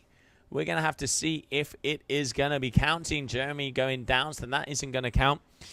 One score to be updated. Then we have the overall total score. Let's see who is going to be advancing through to the next round. Heat number 15 coming your way. Yeah, close heat. In the end, they were very close, and I'm curious to see if he landed this last trick, because we couldn't see in the image here. And yeah, it will make a big difference if he landed properly. The judges liked it. So yeah, we are waiting now for the fourth score, the variety score, to come in, and we're gonna tell you who was the winner. Yeah, and I mean, it was definitely close out there, but, you know, we've seen these heats are getting so even out there. Once again, we do apologize for the technical issues that have been happening. It looks like now we are on a roll, starting to get this into sync. If not, this was going to have a beer in it in a very few seconds. So we are there, and we are ready, and we are now on. Coming up next, we have a heat number 15. So heat number 15, we're going to be having out on the water Lorenzo Casati up against Nicolas Gambier. So both of these riders, very, very talented, and they like their rotations. Lorenzo Casati, one of the instigators, together with Andrea Principi, both of these riders kind of came out of nowhere last year. We'd heard things about them. They're very young. They're over there in the Canaries. We heard these names coming up, but it pretty much wasn't until this event last year where suddenly they blew the roof off of the Cold Hawaii Games. And let's not forget Casati getting second position last year. Nicolas Gambier, he is the Stylmeister from France. One of the things I really like about this guy is he tweaks. I tell you what, he even stretches out the little pinky toe on his move. So really looking forward to seeing how the action is going down. And we can just saw there down on the screen that there was getting windier. 50 knots. That's a big 5-0 we're going to be seeing as of 3 o'clock. Gus is saying about 46 at the moment. One of the good things about this part of the world is that the weather forecast is normally pretty much straight on the money. And also thank you for Thomas, the guy who's been feeding us all of that information. So we're looking like the end of this afternoon. I reckon the boys are going to be out on very small kites, and it ain't going to be doing doubles. I got the results, Joe. It just came in. And first I'm going to say the results from the best heat number 13. Between Jamie Overvik and Luca Cerruti, and the win is for Luca Cerruti. And let's get to the last heat. Everyone wants to know this. Jeremy Bolando against Timo Borsema, and goes to Timo this win. And definitely the last trick had a big impact on the final score and the final decision of the variety score of the judges. Yeah, there you go. Congratulations, Timo Borsema. So once again, another upset already coming on in the competition. But hey, balls to the wall. The boy went high. He pulled it. He went into it. Got that double kite loop. Came down with a harsh landing. We missed a little bit of it there, unfortunately. But it looks like obviously the judges have the bird's eye view over here of the competition area. So Jeremy Bolando is out. So that means Timo Borsema is already making his way through into the semi-finals. So he is already the second guy to make it through to the semi-finals. Next up, Lorenzo Casati and Nicolas Gambier. As we are on, we are go. Green light. Yes, we are. The heat is on, and we just saw Lorenzo performing a trick, and he nailed a 7.05. So he's currently leading this heat number 15. Lorenzo, as we said, last year he took the second position on the event. He came from Gran Canaria into his first international event, and he surprised everyone here, taking the second position in super strong conditions, the most extreme conditions I ever saw in my life. And this little kid from Italy, like Jeremy, Italy, living in Spain, he took the second place, and it's unbelievable the level and the the performance he did on those conditions that honestly were brutal. And just waiting to see if there's going to be an answer back. So Casati, runner-up last year, already with some big numbers out there. Nicolas Gambier is going to be in the red lycra. There you can see on the left-hand side. Now, front and center on your screen, just look at how those kites on the shore are flapping around. There's our security crew that has been right on the money because, you know, with the moves these athletes are pulling off, they have to be as crisp as a whistle.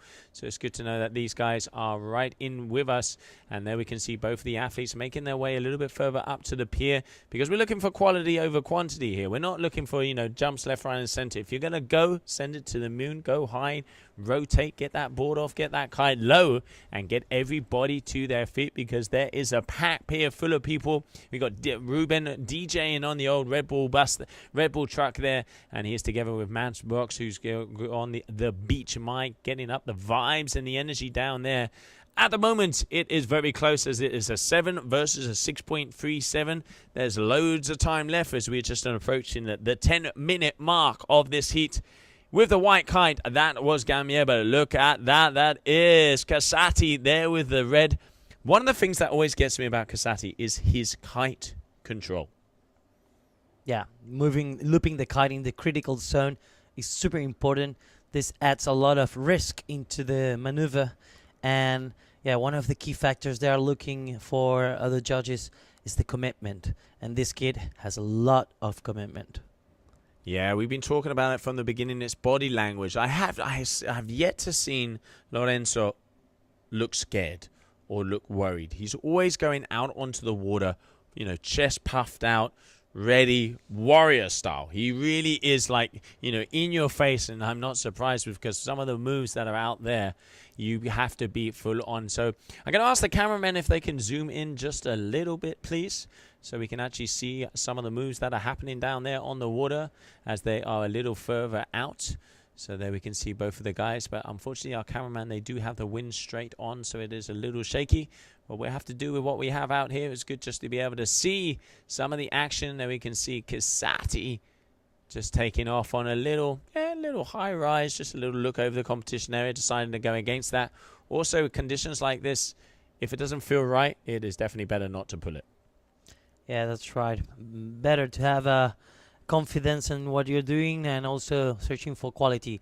Wow, nice trick we see here. That's gonna score pretty well. And we see the replay.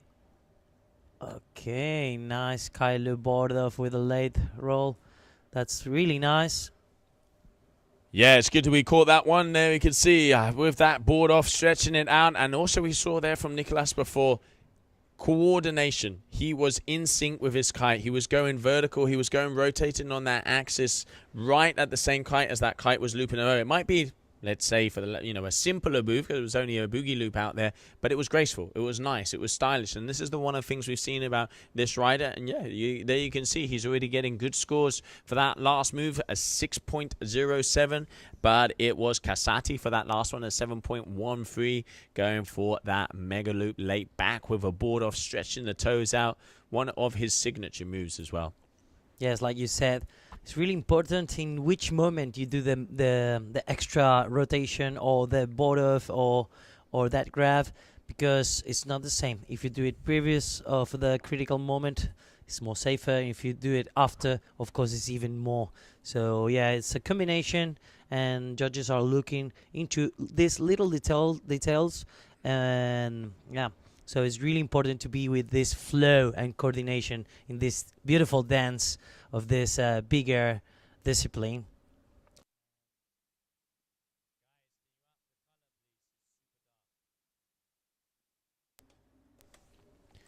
And we can see it looks like there's some clouds going through the competition area, so it's getting a little bit darker. There we go. There's some brightness and some color, so we can start to see as the athletes, I don't know if you saw that before, however, but the white water exploding on the pillar just makes it look more like absolute gladiators out there. I mean, the Colosseum, that we have here for these boys to throw down knuckle punches. Gloves are off as now people going out. And whoa!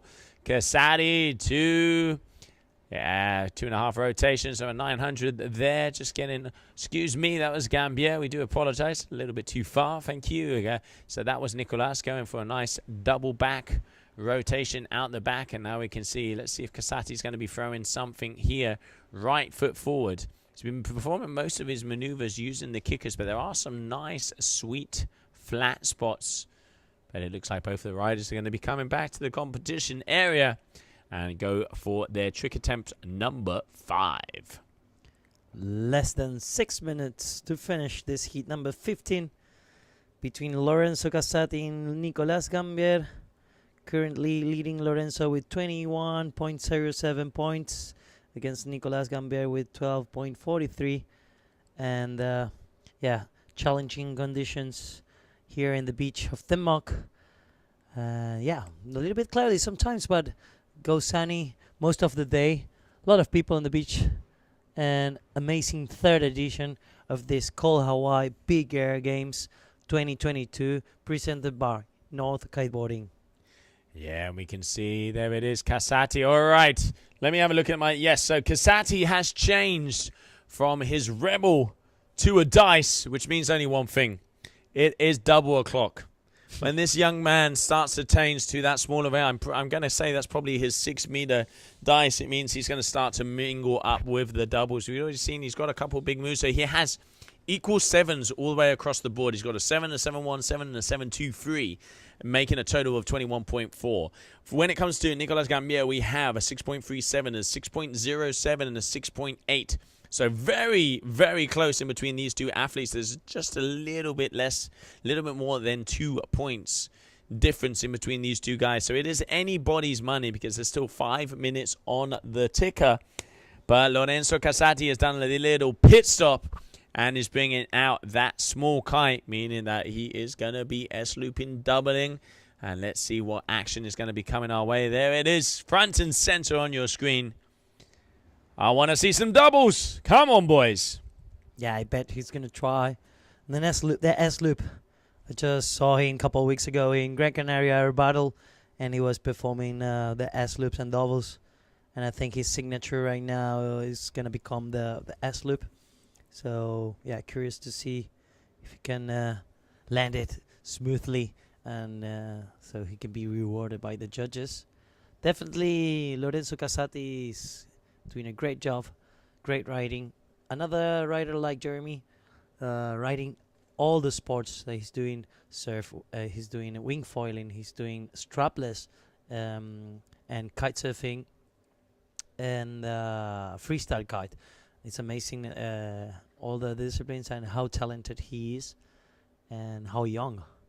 That's one of the most remarkable things. He's so young and he's so talented. Yeah, less than 3 minutes to finish this heat number 15. Lorenzo winning with 21.4 points. He's on the 7th club. All his scores are on the 7s. Well, the lots is in the 6.57. But he's pretty consistent. As we see the scores, it's all 7s. And for sure now he's going to try the double and try to reach the 8s.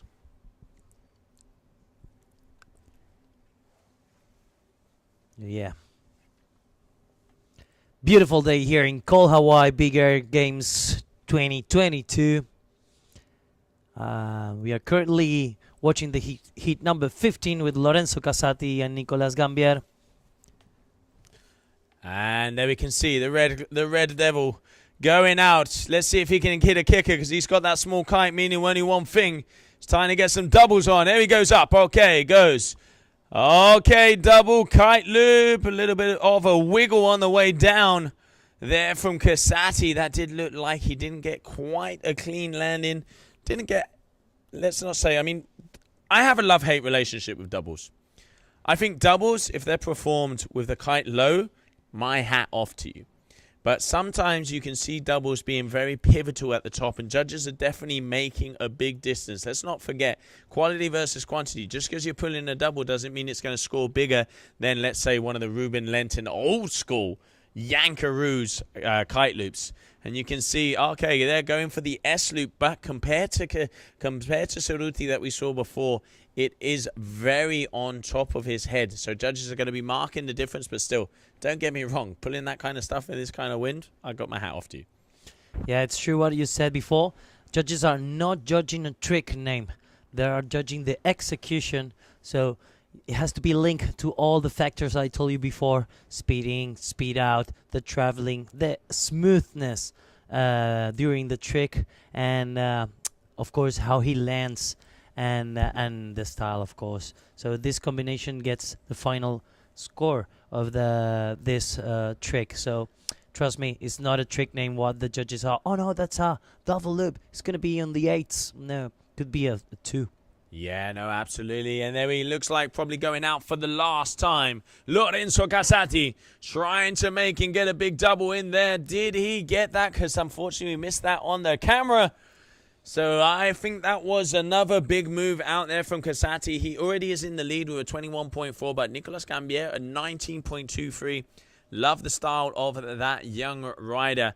We are closing in on this heat as the final 10 seconds. And ladies and gentlemen, watch out. Coming up next, we have Andrea Principi is going to be going up against none less and none least than Aaron Hadlow. Heat number 16 of round number 3 of the Cold Hawaii Games.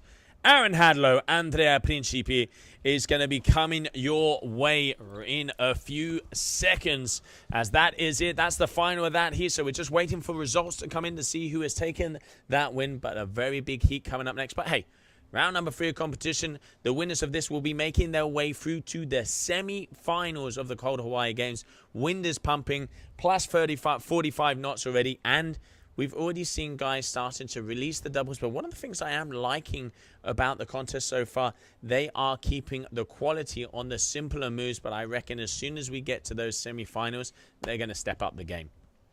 Yes, we are reaching the final moments of this competition.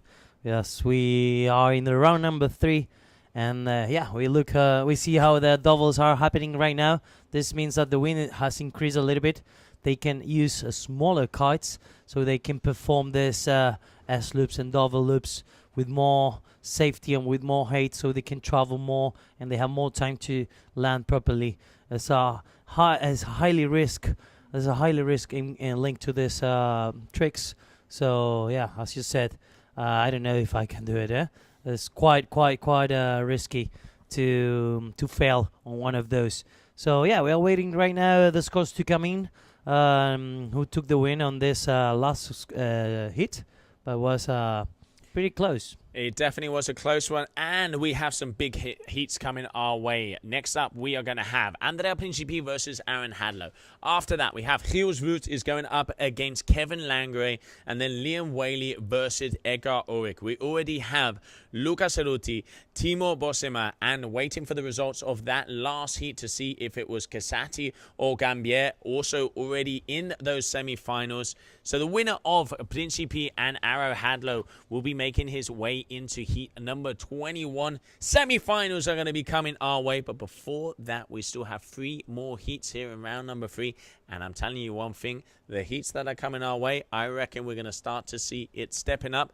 Current GK Kite Big Air World Champion going in the water, Aaron Hadlow, Mr. Kiteboarding. I think he's probably had more world championships than we know what to do with, and he was the instigator from the beginning on the big air movement together with Ruben Lenton. He's got his good buddy Ruben throwing the tunes in. I'm sure he's got a little bit of vibes to make sure he gets it up. But yeah, we have a very big heat coming our way. Let's go down to the water because we are about to start.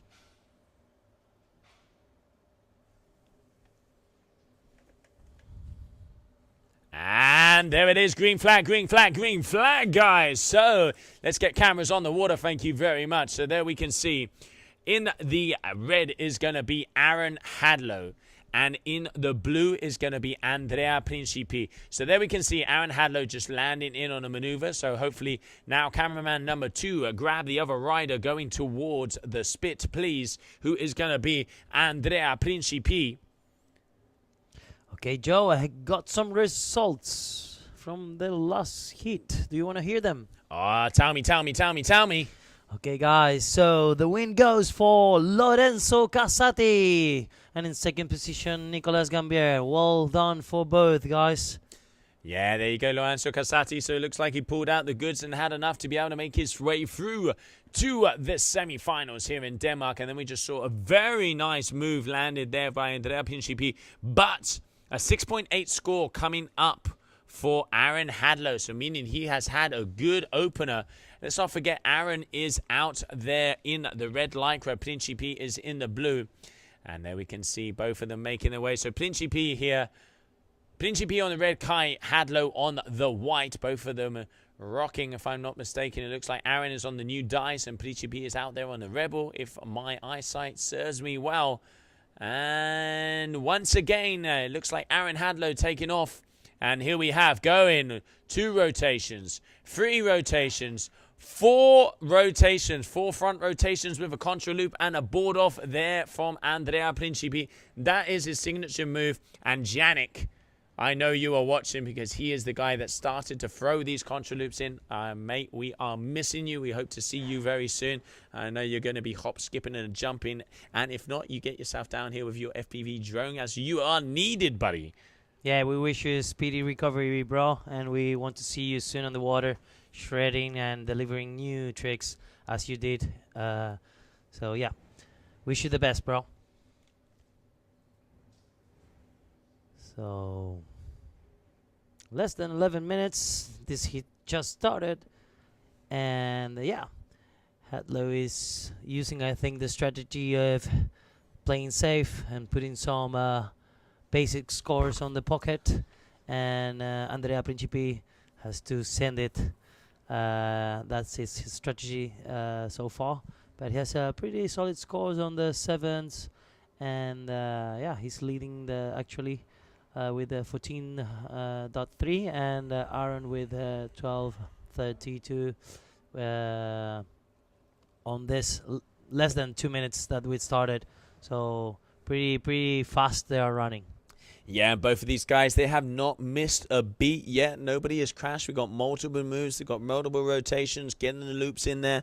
Very similar moves out there at the moment. But yeah, Principi, he does have a little bit of an upper hand. He's got 2 7s. Aaron's got a high 5 and a medium 6.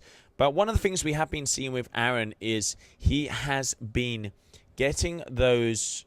Oh, wait a minute. He's been getting those kind of basic scores in, and then he starts to add it up and starts to step up his game. He would rather have a secure kind of baseline, and then he's going to start to up it. He is probably up one of the hardest athletes out there, Andrea Principi, but anything can happen, because if one thing we know, Hadlow can pull it off. He knows the moves. He's been training very hard in Brazil, and he's used to these conditions coming out of the UK. Let's see who's going to have the upper hand here of this round number 3 of the Cold Hawaii Games. Yeah, we see now he charging, sending. Oh, unfortunately, he cannot land it properly, so this will be considered as a crash. See both duotone riders fighting against each other to get into the semi-final for this Cold Hawaii Big Air Games, and fighting to get a ticket to get into the main event of the Red Bull King of the Air lately this year in South Africa, Cape Town. So everyone's hungry for the win. And there we can see also Principi trying to make his way back to the top of the competition area, as Aaron Hadlow went down there on that board off maneuver. Still quite even playing field for both of these guys. A little bit more than 8 minutes left of this heat. And the kickers are starting to get bigger and bigger as that wind starts to come through. So Principi, Here he goes. Off he goes. Okay, 1 rotation. 2 rotations. Gets the board off. Ticker attacker Rooney. Yes. Stylish. Old school by a new school there. Very nice there from Andrea Principi. And it looks like he's asking for... Yep, so he's going to have the same strategy as Casati. It looks like he's going to be bringing down that smaller kite. It looks like it's going to be double times coming our way. Yeah, another amazing control loop. This new trick. He's now back on the shore doing a quick pit stop. He's going to change the kite. So wondering if he's going to go for doubles. And he's going to swap into a smaller kite or bigger.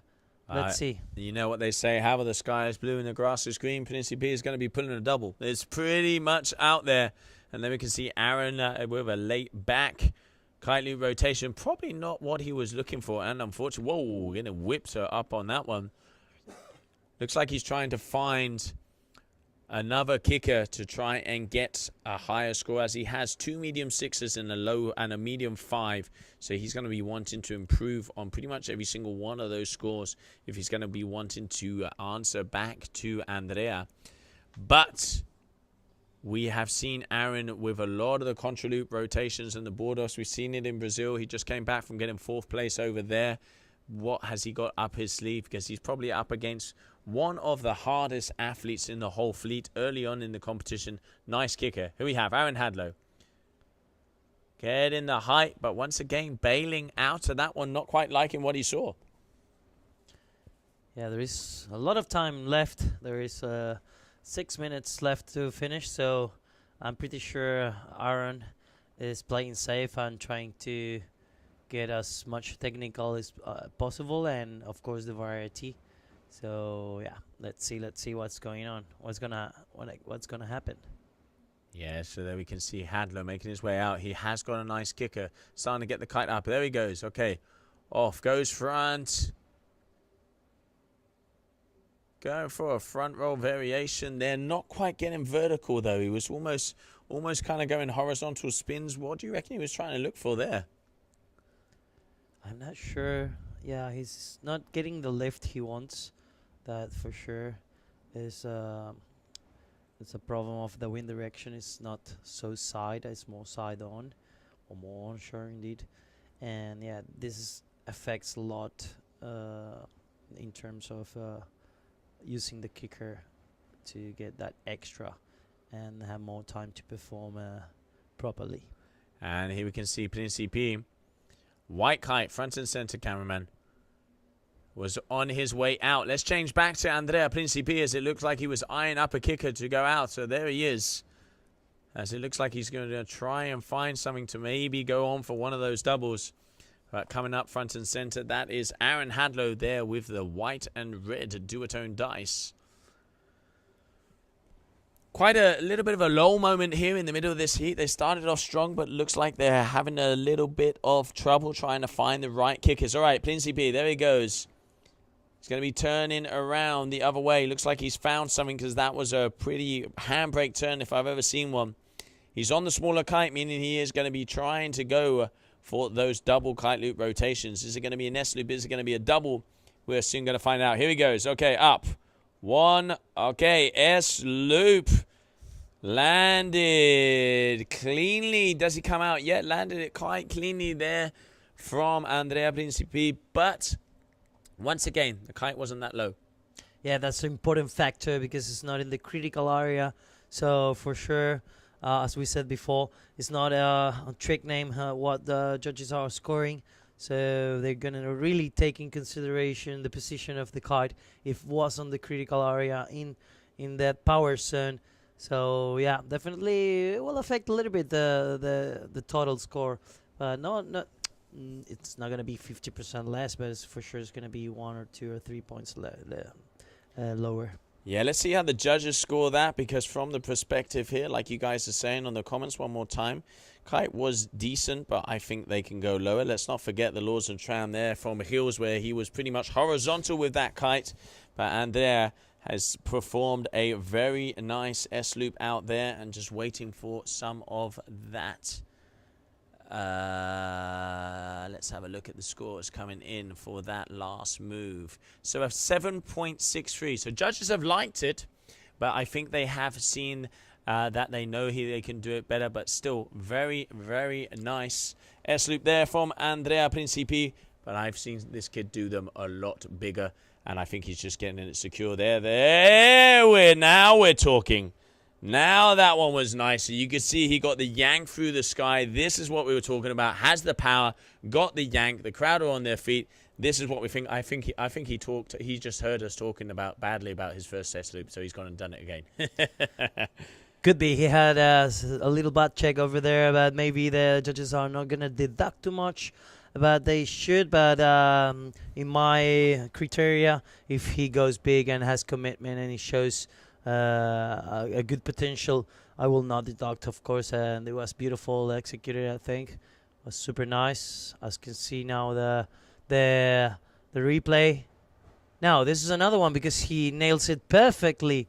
This is pretty nice. That was for the books, huh? Yeah, very nice double kite loop there, and very far away, but it even looked like he might have had a bit of a front rotation on that. It is hard to see because they are so far out, but still the kite was low. He got the power, got the yank, which is what we want to see. We want to see that energy.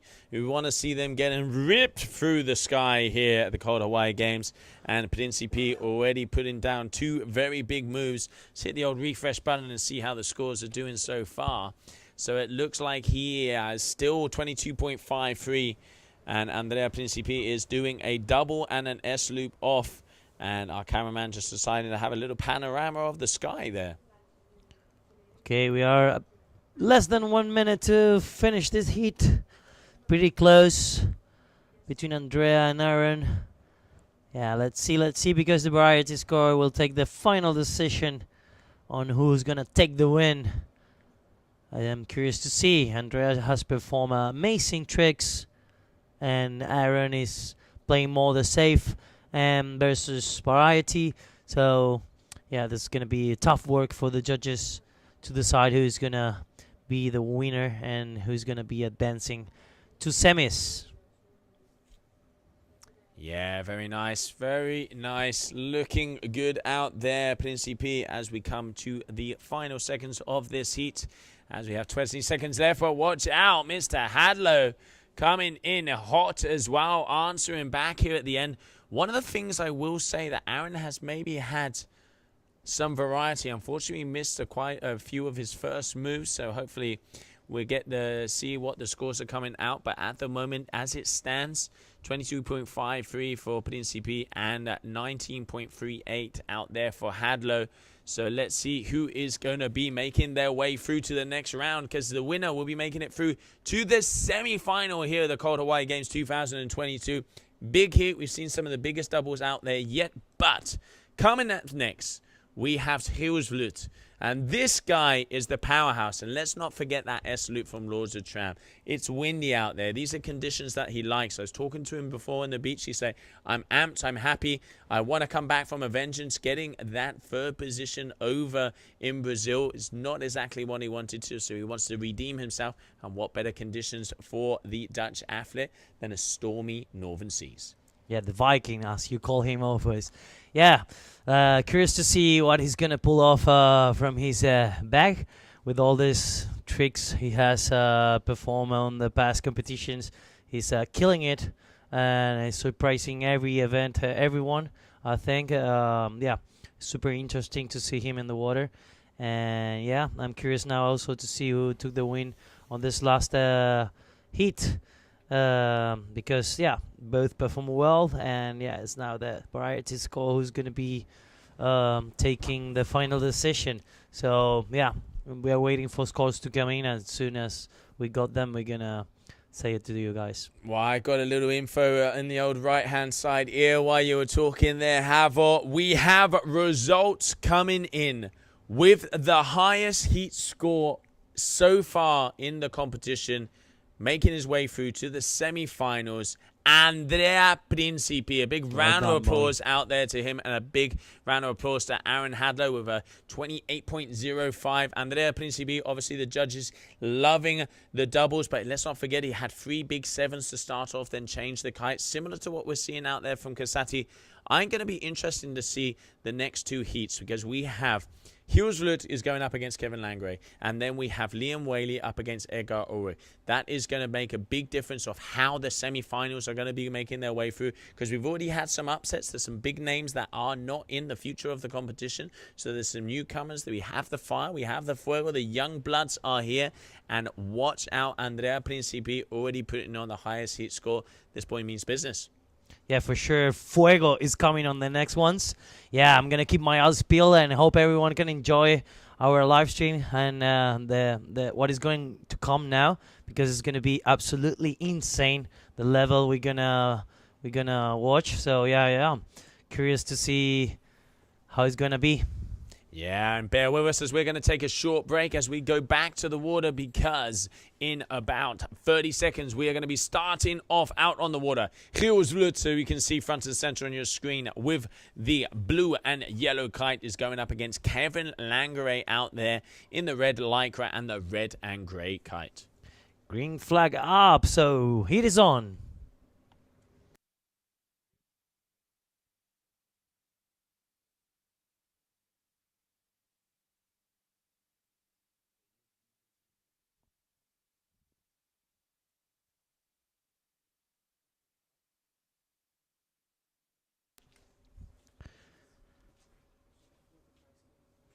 Okay, we see some scores coming in, some tricks. Okay, nice landing. I'm sorry, we cannot see all the entire trick on the camera here in the booth. That's why sometimes we don't commentate the trick name, and we do as much as we can. Thank you very much to everyone that's watching.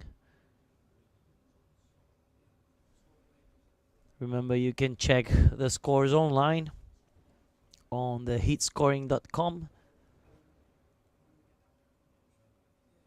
And we have Kevin Langray with the rhythm kite and the red lycra. And we got Hjulsvlut with the blue lycra with the ocean rodeo and with all the mystic gear. Shredding this heat number 17. That just started, and both nailed one trick each. Kevin with a 6.53 and Gil with a 6.3. So pretty close start. Oh, see the Viking performing with a lot of commitment. That's what the judges are looking for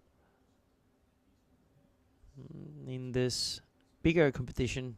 Has to be always linked to the risk factor, and also another, we call it the whoa factor. That's when the people in the crowd on the beach, they cheer, or you feel this energy of the people saying like whoa.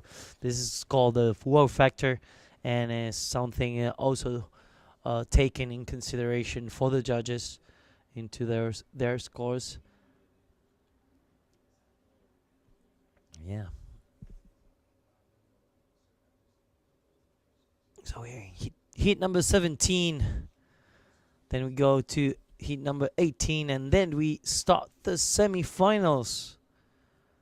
Yeah, that's it.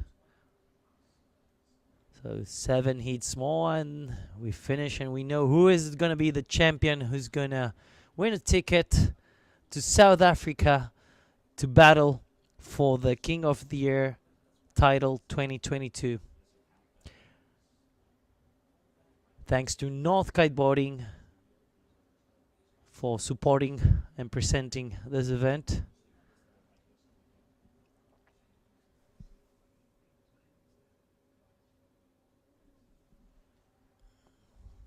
Okay, we have some more scores. Gil is leading by 0.9. Not much. pretty tight. As we said before, this now the level and the riders are super high level, so it's like a final all the time. You double up. He nailed it. Beautiful. This is gonna be a high score for sure. Between the high sevens for sure. Well, I see a 7 from the judges. 7.15. Not bad. He's on the 7s. Now he's with 20 points. And Kevin with 12. So now there's a big gap. Let's see what Kevin pulls off to... Yeah.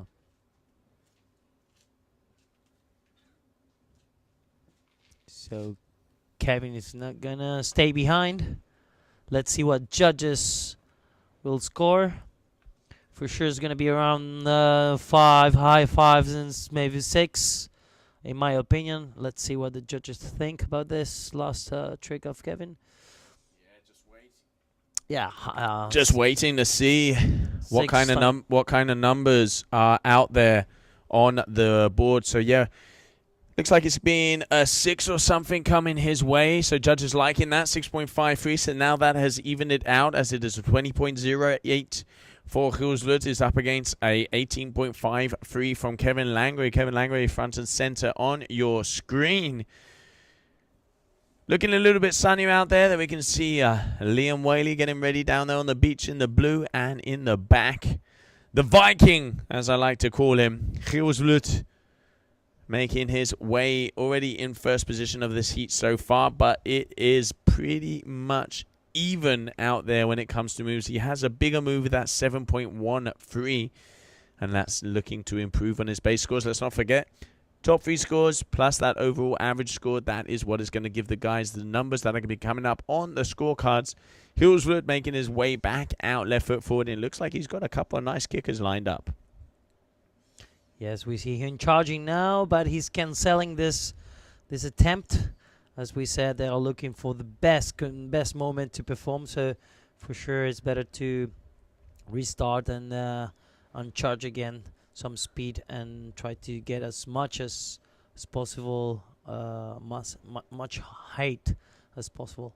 So yeah, let's not forget, 70% height, 30% extremity. That is what we are looking for. The winner of this event gets a ticket straight into the Red Bull King of the Air. Hills making it through to the semi-finals of the King of the Air last year, and looking to be back and get on that podium this year. He's got a nice kicker out the back. He's speeding away. Okay, here he goes. Off he goes. Up and away. Hand goes out. Salute. That is not what he was looking for, so he's going to be going back to the drawing board, make his way back upwind, and continue on. Kevin Langre in the red jersey here on your screen. Going up. Okay, he goes up. Gets the board off. Nice in the middle of that power zone. Getting the board off on the handle. Does he come down and land it? It does look like he's walking away at that one, so that is going to be another big move out there for Kevin, looking to improve over a 5.47. I reckon he's probably in good kudos to be able to get that. Yeah, pretty tight right now. Kevin now is 19.27 against Gil that has 20.08, so it's like super close, super tight, as we thought, and we knew these riders are both experienced and they're really good. So yeah, it's gonna be difficult and tough, but we still have 5 minutes to finish this heat, number 17. So could change a lot.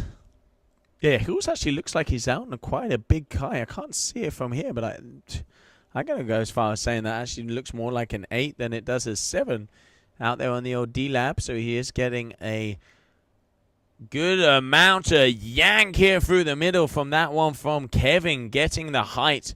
One of the things I do love about Kevin, the boy can jump. This guy knows how to get the height. And let's not forget, he's been a multiple-time Red Bull King of the Air winner. And they're going for a late back, wrapping it around. Also, Hill's trying to improve on a 6.6. Now it is very even out on the competition floor, because it's 19.6 versus a 21.13. So Hills has got a 7.4 for that last move that he performed. And here we have Kevin. Oh, look at that wave. Look at the one behind. He's got the power. He's got the speed. Is he going to be yanking that kite? It's looking nice and windy out there. Swell is starting to pick up. As let's not forget, around 3 o'clock, they said it would be hitting around 50 knots. And going by how these kites are pulling, I bet we're not too far off that right now, Havel. No, definitely not. Wind is increasing. We see how high they are going right now. So, yeah, we're going to have epic finals and semifinals for sure. Yeah. So I'm pretty excited to see them. Yeah, pretty tight heat as well, so far. 3 minutes and a half left to finish this heat number 17. And yeah, less than 1 point difference in between both. So, woohoo! Oh, getting caught. Can he keep it together? Just getting yanked at the end of that one with the double kite loop, a late back. Let's not forget one of the things with Hill. This boy was in Brazil 2 days ago. So this guy also has a lot of flight time on in his body and still being able to throw down here in these conditions. And that was a very big move from him. Judge is going to like that. He's going to get extra kudos probably on that variety score. Stands in the lead as we stand right now, 21.13, but still little less than 3 minutes to go. One of the things you can see with Kevin is he's used to conditions like this. Let's not forget, well, over in Holland, they are very used to that. You have the Red Bull Mega Loop coming up very soon over there as well. These boys know how to throw down when it gets windy. Every single time Kevin goes up, he's lining up a kicker and hits it straight on. Experience one more time. He's been out there many times, knows what it is to pull it off at the right moment in a heat. He is a past Red Bull King of the Air champion. Let's see. It ain't over until the buzzer, but he was throwing as much as he can into this, and let's see how Kevin Langray is now going to be answering back. Yeah, definitely experience pays off most of the times, and yeah, as you said, well, both are Dutchies, so yeah, tough one. We always say now if ain't Dutch ain't much, and it's right. They know how to throw it down when it is difficult conditions and on stream winds.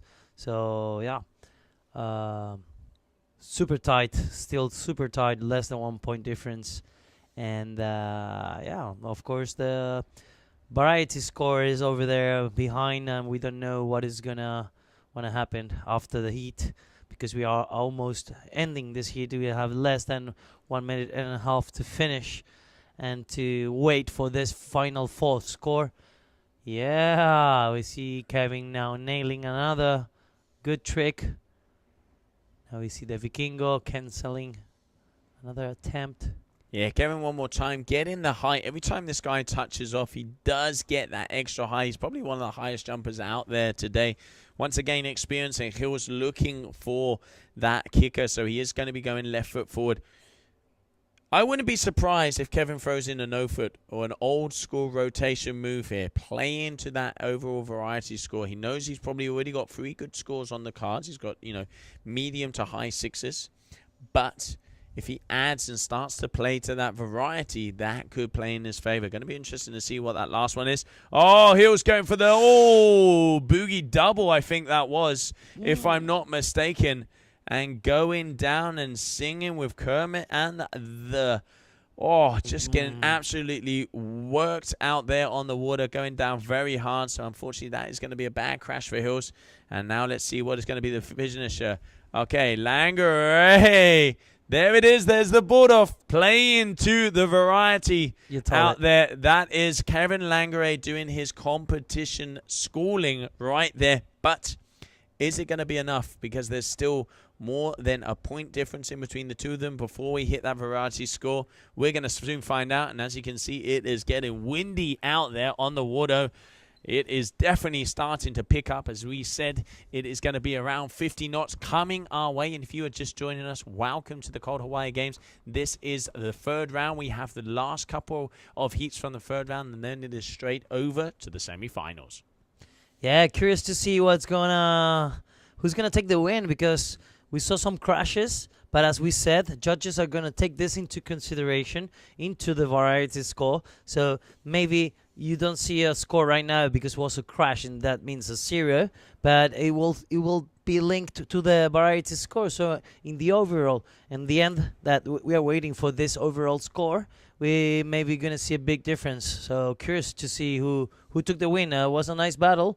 And as you said, Kevin, man, he can claim the pilot license. No, he has so many hours flying over there that it's unbelievable. And he plays super smart with all the experience. And for sure, he used this variety tricks. He's gonna play with this variety score a little bit. So let's see. No, absolutely. I'm here on the computer going refresh, and it just isn't happening right now. That is going to be a hard one to think. We saw there Kevin Landgrave, that last move, hitting the board off. He got the height, went old school. Got the height, lofted himself all the way across the competition area, had that add in for the variety. Hills going big with that double, unfortunately coming down hard with the kite at the final of that heat. Who's going to be going through? Let's soon we will find out, because the winner of that heat will be making his way through to the semi-final, and he's going to be going up against Timo Borsema, will be his next competitor. And then at the moment we already have Lorenzo Casati and Luca Ceruti is going to be the second semi-final, and then the third semi-final will be Andrea Principi versus the winner in between Liam Whaley and Edgar Ulrich, who are coming up next. Let's get ourselves down to the water, because action is about to come your way. And there it is, the famous boat Simon. of this over windy little location we have down here on the coast of Denmark. And you can see there's 7s, there's 6s, 8s and 9s, pretty much everything. And there Hills is kite just starting to deflate that. But yeah, let's go out onto the water. The action, there we go, Mr. Cameraman, as we are going to be starting with heat number 18, Liam Whaley versus Edgar Ulrich. So Liam Whaley, if I'm not mistaken, is going to be, yes he is, on the blue lycra, and Edgar Ulrich from France is going to be on the red. So Liam is out on the red kite and Edgar is out on the blue kite. So there we can see Liam white and red, Edgar blue and purple. Both duotone riders. Liam coming out of Spain, Edgar coming out of France, and starting off strong, going up. Multiple rotation, gets it, contra loops, get the board off. Can he get it round? No, just getting caught out on the last moment. That's a big opener. That's a big one. Shame it's going to be a crash, but it's going to be variety. Consider it. Yeah, good way to start the heat. Let's see what Liam pulls now. Yeah, I mean, look at some of the waves that are starting to roll in. You can see the tide is coming up. It's pushing forward. And here we can see Mr. Whaley. Liam Whaley, let's not forget, he won the Cold Hawaii Games last year. Recently changed to duotone kiteboarding for this year. So let's see how he's going to do out there. But starting, textbook doobie loop, vertical, extended, tweaking the foot. That is about as picture perfect as it gets. What a way to start off. Once again, as we said at the beginning of this stream, body language. The boy's hungry. Yeah, we can see it, and he's so stylish. He always been in all the disciplines he does, and for sure he's hungry. And yeah, I think he deserves, because he's been training a lot. We know him, he lives in Tarifa. Both we live in Spain, and we know all the path he's walking to get into. And yeah, it's beautiful to see him perform, because super stylish and full of commitment, and that's what the judges are looking for. Like you say, you got to risk it if you want the biscuit, and it is balls to the wall, full pedal to the metal, open the throttle, and go, go, go, because the winner of this heat will be making their way into the semi-finals. Let's have a look at some of the numbers coming up for both of these boys. The old refresh show 6.47 for that doobie loop there from Liam, who is on fire, but unfortunately ejecting out of that last move, but he is getting some height out there. Yeah, Liam has passed many injuries in the past, and he trains a lot, and as you said, he's really hungry. And yeah, we just saw him releasing the ball before landing, because the experience says it all. No, he for sure said, I'm not gonna make it. So Sometimes we see people trying to land something, but he escaped for a fail. Holy moly! Edgar Ulrich going for the multiple rotation contra loop with the board off. And I reckon he probably got a bit of a butt check. We couldn't quite see him behind that wave. But he had some height. Liam, a late backboard off. A mega loop. Picture perfect one more time. Even got a hand in the air. He is amped. Liam is on fire at the moment. But Edgar is not going to be going down easily. Yeah, it's not going to be easy for Liam as well.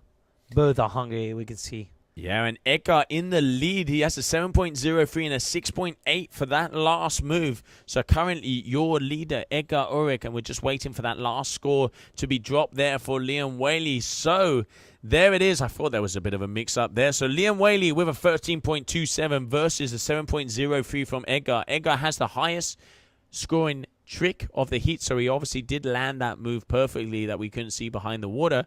But Liam has 2 solid 6s in the mix. Already starting off strong, but this is going to be a battle until the end because we've seen Edgar in the King of the Air. He's put on solid performance, and he came out of an injury. I was talking to him on the plane.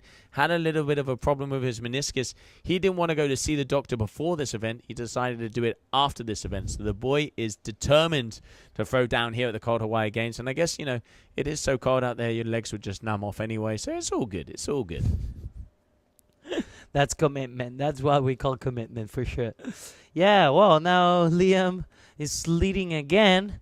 So, yeah, this is going to be difficult. 6.8 for the last trick of Liam.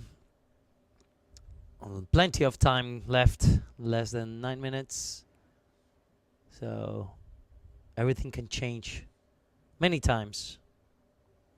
And just a little info coming in as we start to watch these guys going back to the kind of impact zone where we're seeing these boys throw down. Making his way through to the semi-final is going to be going up against Timo Borsema. Put your hands together for Gilles Lut out of the Netherlands, the Ocean Rodeo rider, taking out Kevin Langere here. We can see Liam just landing left, right, and center on the front of our screen. So Kevin Langere is out of the competitions. Gilles Lut making his way through to the semi-finals. And let's see who is going to be the last semi-finalist, because the winner of this heat will be going up against none less than Andrea Principi. We see Liam now tacking over there. It's going to be... No. Okay. The cameraman lost that one again. Sorry, guys. All eyes on Liam Whaley charging over there. Yeah, it's not easy for the cameraman. Yup. Okay, nice late back. Cool, landed clean landing. So let's see, but that should be around the high 5s and 6. Be nice and clean.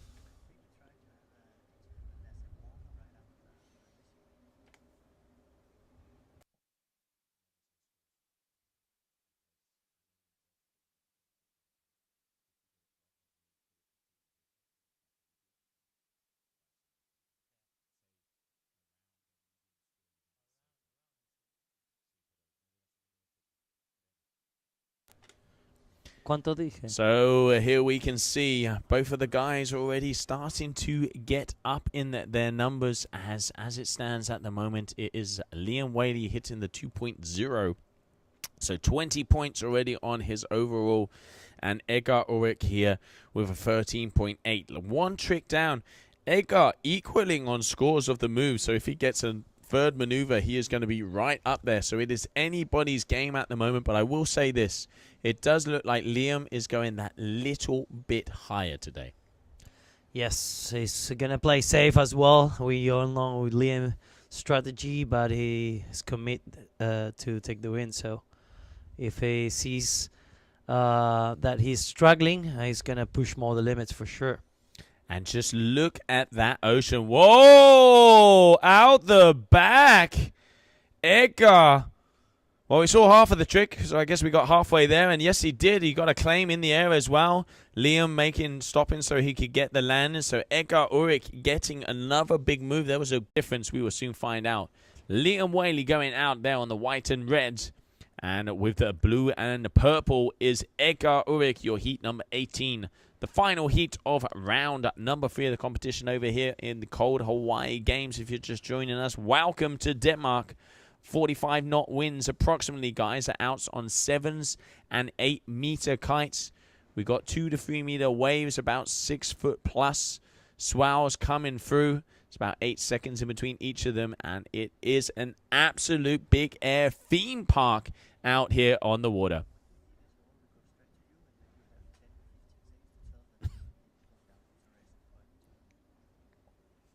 Yeah, beautiful day as well. Sunny. And perfect for this 3rd edition of the Cold Hawaii Big Air Games 2022. Linked to this King of the Air Red Bull. Ooh, we see simultaneous tricks over there. We see Liam with a massive loop. Oh my god. Oh, that was a huge contra loop. Board off. Look at that. Getting the height. Edgar was jumping huge in the back as well. Couldn't quite see what he is making.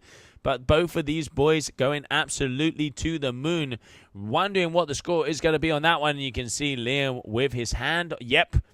All right, so we are seeing, yes we are, we're seeing a kite change. So Liam is going to be changing it up to a 6 meter kite, which will mean only one thing.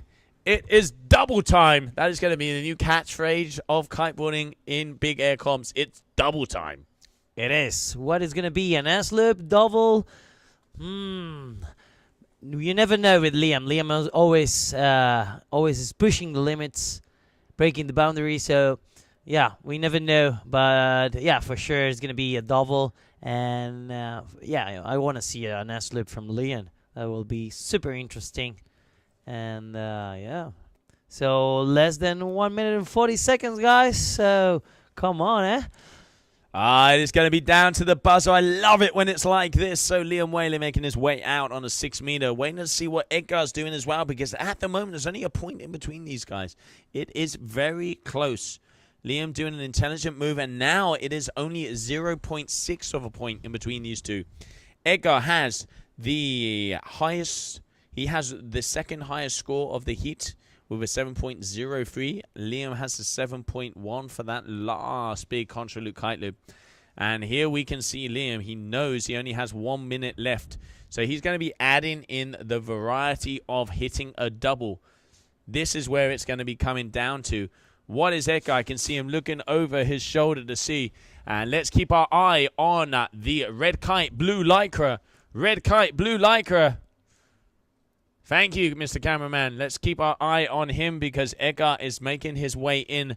So this means we're going to have a final move out there by Liam Whaley. Oh, look at the energy. Look at the white water exploding on the pier out the back. Here he goes. Riding for Spain. Liam Whaley going up into the sky. He goes up. There's 1. There's 2. Getting a very nice and horizontal and landing it as clean as a whistle. What a way to finish off the heat. And who is going to be making their way through a very big move there from Liam, getting a 7.7. 7.7.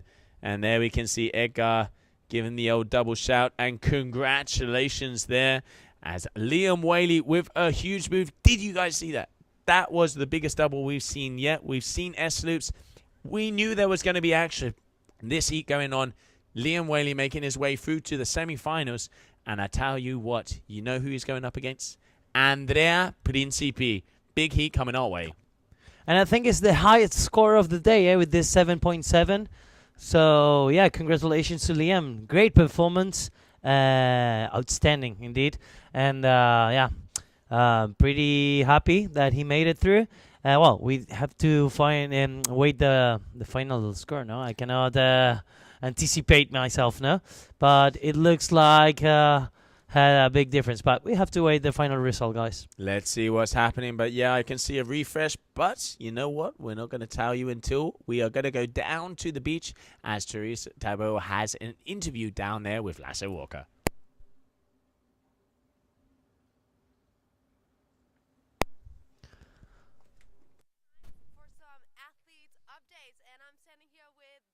Lasse Walker.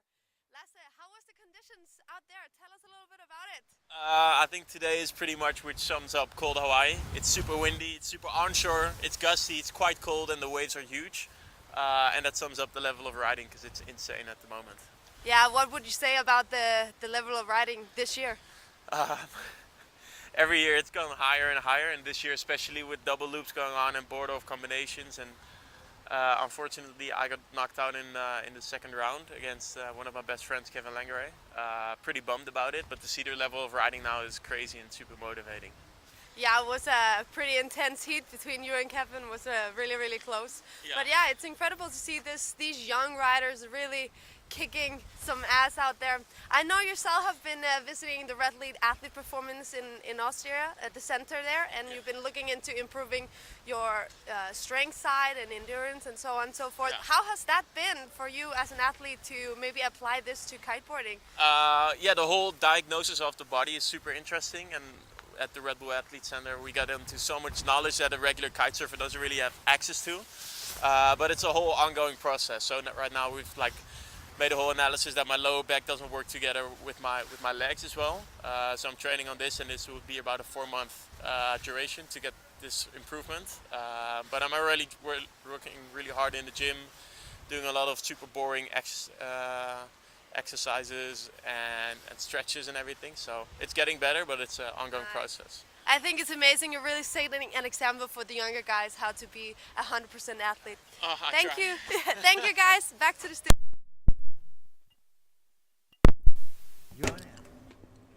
And we're back out in the water. So coming up next, we have Hilsrud is up against Timo Boesema, and we can already start and see Hill starting off strong there. We are still waiting for results, and results are in, ladies and gentlemen. Dun, dun, dun, dun. Making their way into the semi-final. Put your hands together for Liam Whaley. Oh, with another nice double rotation there. Timo Boesema, the Nash rider, on the red, and Hilsrud is going to be on the blue. And also a big shout out to Egra Ulrich from France. That boy was throwing down. Not an easy heat out there with Liam, getting a total of 26.8. But Liam Whaley at the moment, second highest scoring heat of the day. And he is going to be coming up against the highest scoring heat of the day, Andrea Principi, in the next semi-final. That is going to be a big heat, but on the water at the moment, we have Hilsrud is up against Timo Boesema. Let's see who's coming out on top, because as it stands, Timo is in the lead. Yeah, good job for everyone, guys, out there. And if you just tune in into this live stream, we just reached the semi-finals. We are in the heat number 19. And yeah, we are about to finish in 4 heats, so it's pretty getting to the end, this competition. And this is the best part, I think, is the semi-finals. So the level is going to be insane. The conditions are epic. Right now it's like 45 knots average. We see big waves coming in. A lot of people in the beach. Sunny day here in Denmark. And yeah, I'm happy to be here with Joe, hosting this beautiful event in his 3rd edition of the Cold Hawaii. And yeah. We are now waiting for the camera to show us some action. Yeah, as you can see, wind is super strong, and filming is super complicated for the crew down in the beach. We see there Timo. Now we see Gil landing. I didn't saw the beginning. Yeah, so there we can see, hopefully, one camera following one rider, the other camera following the other. As we have out there, we can see that Timo is already still in the lead at the moment, just waiting for a refresh on the scores. Okay, so 0.07 of a difference, and a big move out here by Timo, front and center. Got the height, got the loop. One of the things I really like about this guy, he has not a style through simpler moves, not so technically complicated, but dotting all the I's, crossing all the T's. Judges are liking what they see. Exactly, has good flow, and that's really important on the performance, because as I said, they are judging execution basically, and not just a trick name. So having flow and having commitment and having a good execution is a key factor. Yes, it is. And here we can see Hills making his way back to the pier. See some of the energy of the waves smacking against that white water. As you can see it coming through. Probably about 6 to 8 foot waves on occasion on the sets. It's looking very, very nice out there. Okay, Hills going up. Double front. So a front roll into a boogie. Just getting a little bit of a loop. I think he pretty much used the loop there just to keep himself a little bit more secure throughout the middle. Obviously not going to be one of the big moves he is looking for as we stand. And just waiting to see as we can see that white Nash kite on his way out. That is Timo Borsema. Let's see what he has for us here, as he at the moment has 2 moves. Missed one, and here he goes for move number 3. All right, looking like a boogie loop, board off. Landed perfectly, and from what we could see from a very far away, it looked like he got good extension on the legs. There was a good moment through the middle of that one, so judges are going to like what they see. Hills also coming this way, has obviously seen that moves. No, he has to step up his game. And then we can see just the head of Liam Whaley and Kevin Langray down there on the beach, as Liam is going to be making his way through to his semi-final in 2 heats time. Yeah, judges are located on the left side of the box of the competition area on the pier, so they have a clear vision of their landings. So basically now we are facing the competition area through the downwind. So due to the waves, we cannot see most of the landings are clean or not. So that's why sometimes we are not sure about the final result. Yeah, and Timo there, you can see him coming in and doing a little bit of pit stop. It's great to see everybody helping each other out down on the beach. It is, let's not forget, it's a community sport. There's the families, the boys, making sure that their compadres are going out there with the right gear. And Hills with a very nice coordinator. I really like the way how he gets the spin of the kite at the same time as the spin of the body. Judges are going to like that because there's symmetry out there.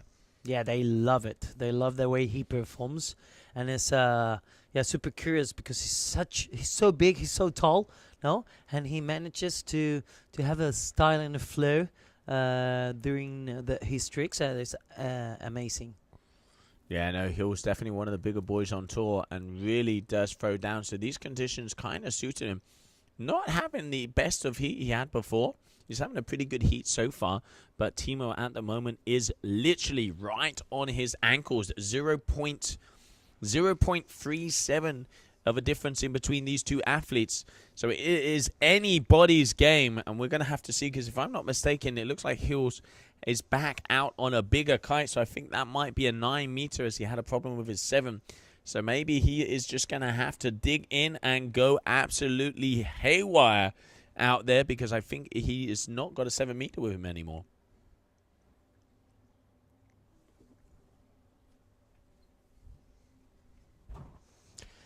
So less than 7 minutes on this heat number 19. We are on the semi-finals, on the final tunnel to getting to see who is going to go to the King of the Year in Red Bull in Cape Town, South Africa.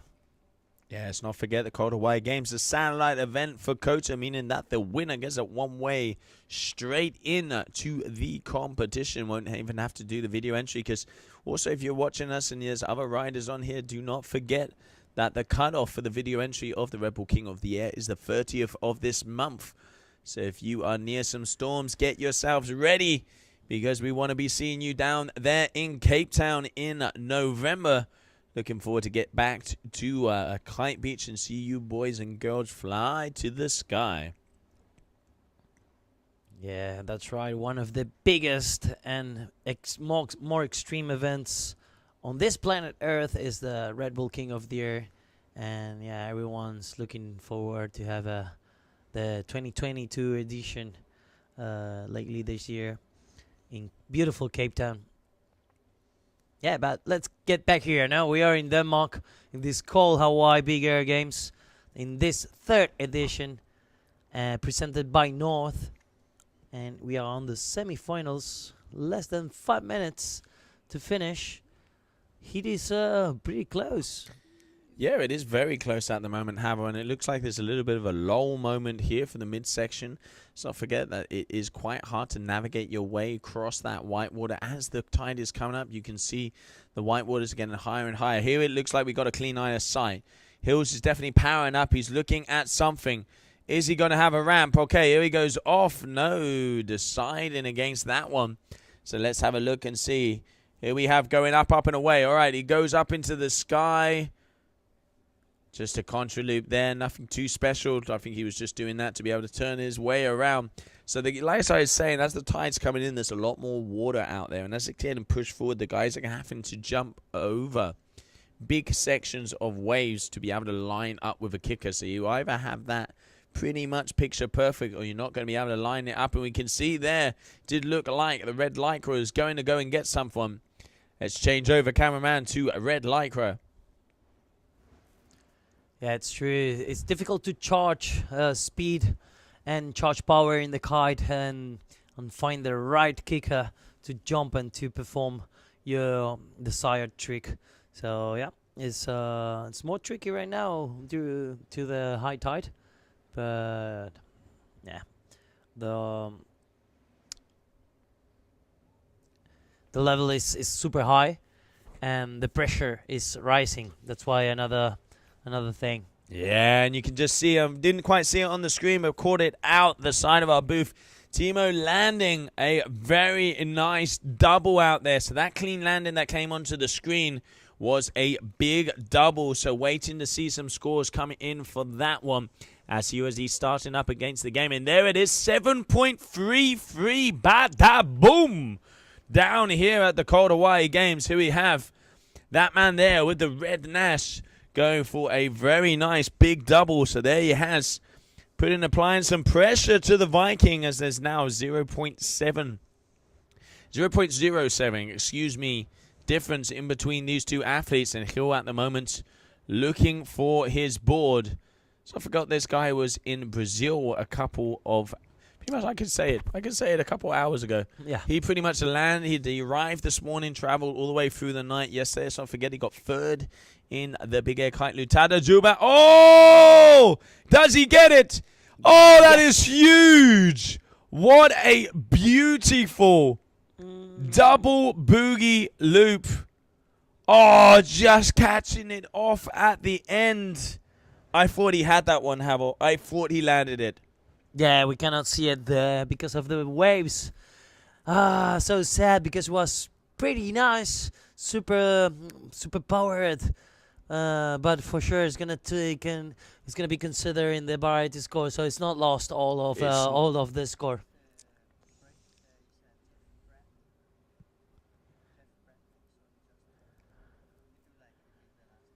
Yeah, really good to see him there getting that boogie loop double kite loop. So that's a front rotation with a double kite loop, and it was symmetry. He had the rotation with the got it. I honestly thought he had it, but I mean, hats off to him, as at the moment he still stands in first position. Hills is still in second, and with that move in the mix, I'm gonna say it, Hills is gonna have to start to pull something off big in this final minute if he wants to have a chance out there, because I think he's looking for his board out there. He's been looking for it for quite a while.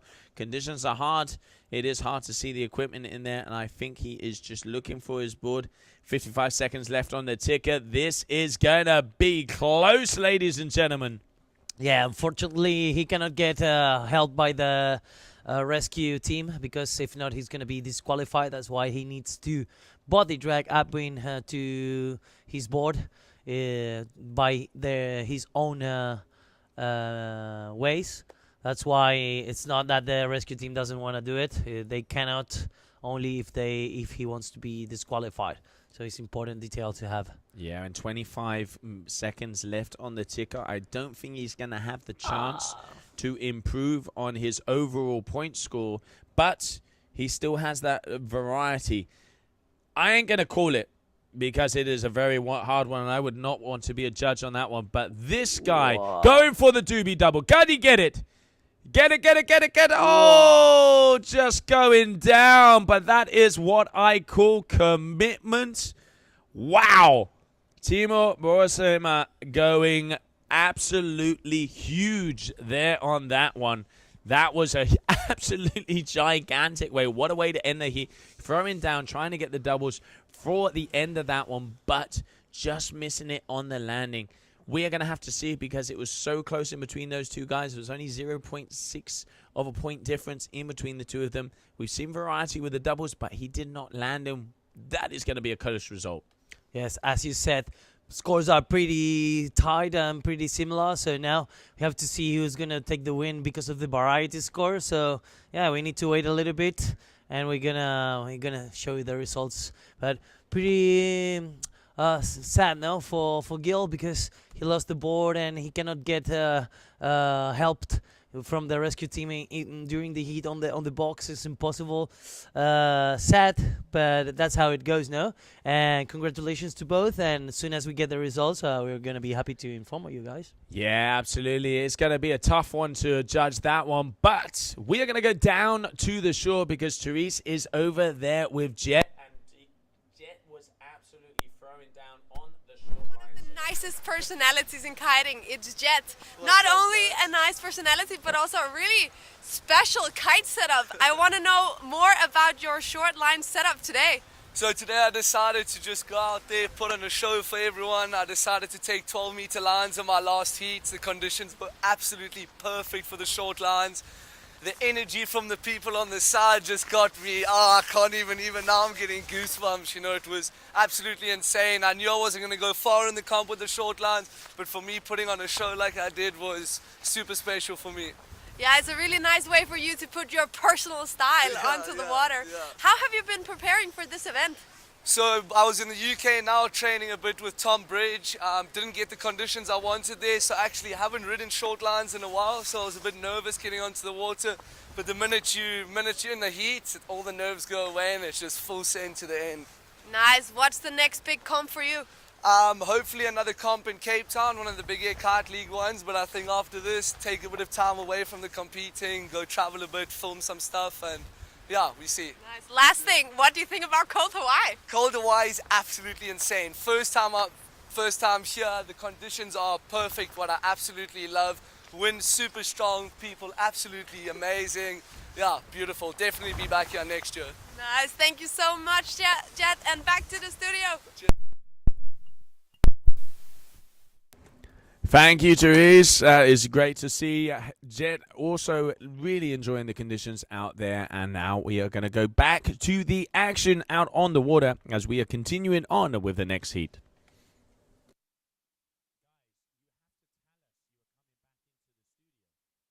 Sorry, she just said back to studio, and we had to go back to studio. You have to be prepared. You're doing good, so great job.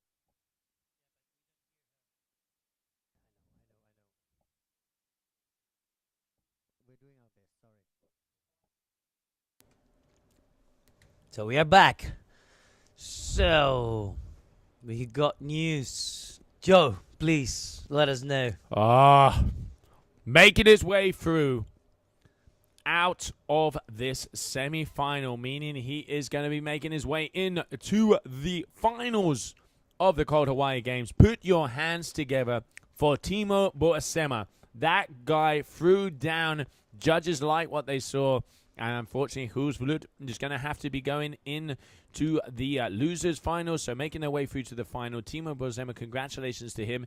And out there on the water now, we have an absolute banger. In the red, Luca Ceruti. In the blue, Lorenzo Casati. So two big heats coming at us. We have Ceruti is out there on the north. Red north, and we can see Lorenzo Casati with the yellow helmet and the red duotone. Both of them already started off. Ceruti has started off with a 6.57 and Casati with a 6. This is going to be 13 minutes of fun as we've just gone past 1.5 minutes of this heat, and it looks like, yes he is, it looks like Lorenzo is on a 6 meter. There we see a controller from Luca, matching in red. Lycra and kite with his Ovid. Amazing performance from this young talented rider from North. Yeah, there you go. You can see a really good move out there from Cerruti, getting the rotation. He had the contra, the front roll, got the board off. Twinkie Toad get the extension on that, landing it perfect. Judges are going to really like what they saw there, and there it is, a 7.1 out on the scorecards already, and we can see Principi there just appearing on the screen, warming up down there on the beach as he is going to be going up against Liam Whaley next. Now let's see what Lorenzo Casati has, because he is actually out on quite a small kite. Yeah, it's true. It's going to be a tough heat. Interesting. Luca and Lorenzo, both riders are killing it. And yeah, Luca just nailed the second trick with a lot of commitment. That's what the judges are looking for. And yeah, let's see how they handle now the high tide. Yeah, you can see the waves are picking up and the wind is picking up as well. We saw Casati go out on an 8 and then change over to a 6, and now he is straight out there on the 6. So I reckon he's going to be throwing doubles very soon, which is his doubling kite out there. You can see the conditions are getting harder and harder out there. It is getting more and more extreme. We've seen the guys are starting to go that bit higher. Highest jump at the moment, if I'm not mistaken, is 23.6 meters so far. So they are starting to get above the 20. Looking forward to seeing them going even higher. And here we can see Cerruti, who already had a very nice front rotation board off with a contra loop. Textbook Yannick move. But we will see who is going to be getting some more scores out on the board, because Lorenzo Casati is currently in second position, but there's only 0.4-ish of a point in between these two guys. We have a battle on our hands, and look at the waves smacking themselves up against the pier there, Howell. That's it, but the sun is still here. That's good. And we are seeing, pretty the same score. So it's super important to have in consideration the key factor, which is the variety. Make different tricks. That's when it's gonna make the difference in the final overall. Woohoo! Yeah, baby. That's what I love to see. These new S loops. I'm in love with that trick. And this one was pretty nice, super high, and with a lot of flow. So yeah, it's gonna score well for sure. Yeah, nice and clean. Got the kite nice and low. That's what we want to see. I know Cerruti has seen that, and looks like he's got a kicker coming his way. Here he goes up. Kite loop late back. Looks like he got a little tap on the board there as well, but nice clean landing. Looking for that move number 3. So he's probably going to stay in first position, but it is very close in between these two athletes so far. Two different styles out there. We got the more floaty style of Cerruti versus Lorenzo Casati, who is decided to go on a smaller kite and go for those double moves. Is that the right one to do? We will find out if he's making his way through to the final, as already in the final we have Timo Boisema, who is going to be waiting to see who is the winner of this heat. And we can see Cerruti here already changing it up. It looks like he's going for a smaller kite. And the winner in between Andrea Principi and Liam Whaley. Yeah, we see Luca changing kite now. That means that for sure he's going to try to go for a double. Same as Lorenzo did. Yeah. Now Lorenzo doing another boogie double loop. Amazing performance. Look, the spinning, the speed out, the amplitude. Very meaty, those loops. That's what the judges are looking for sure. They're going to give a high score to that one. And yeah, congratulations to this little kid, Lorenzo. He's killing it. I love his style. Yeah, that is, as our judge would say, that was getting dirty and meaty out there with that boogie loop, double kite loop. Very nice. Good execution. Got the rotation around. And the landed with power, speed, and control. Dotting all the I's, crossing all the T's. Judges are going to be loving that one. Let's see what kind of scores that. So a 7.9 for that last move out there by Casati. So a 7.9. That is, if I'm not mistaken, that is the highest scoring move of the contest so far. And we knew that was going to start to come, because if you want to get into the final, you got to pull out the big guns. Yes, it is. That's the highest score of the day. And it looks like the judges are saving those 8 club scores for the... Yoo-hoo! Oh my God. Huge with that S loop. Casati is stepping up the game. The Yankee got through that one. That was ridiculous. Absolutely ridiculous out there from Lorenzo Casati. But I have a question in here. I have a feeling someone's warming up in the competition area. No way. That Because means a I warning. could see a kite going through there now, so hopefully they will get out of the way. So there you can see both of the guys getting in, and here we can see on the green north, Lorenzo Casati. Let's see Luca Ceruti here on the green north, making his way through, as it is quite even in between the two of them, with only 3 points difference. Both of them are going to have to start to step up their game, but Lorenzo Casati going big with a 7.9. Here he is, front and center, goes to the sky, deciding against it, and going to be making his way back as we have just a little bit under 5 minutes to go. Yeah, I'm curious to see what Luca's going to perform now that he's swapped into a smaller kite. And then now we see it. Now, 1, 2, S-slip. Yeah. Oh, big back check on the end. So let's see how the judges will score that. But, oh, shame. He has a nice power, good height, and speed out. And unfortunately, he made a landing with the bat. So, ooh, let's see what the judges think.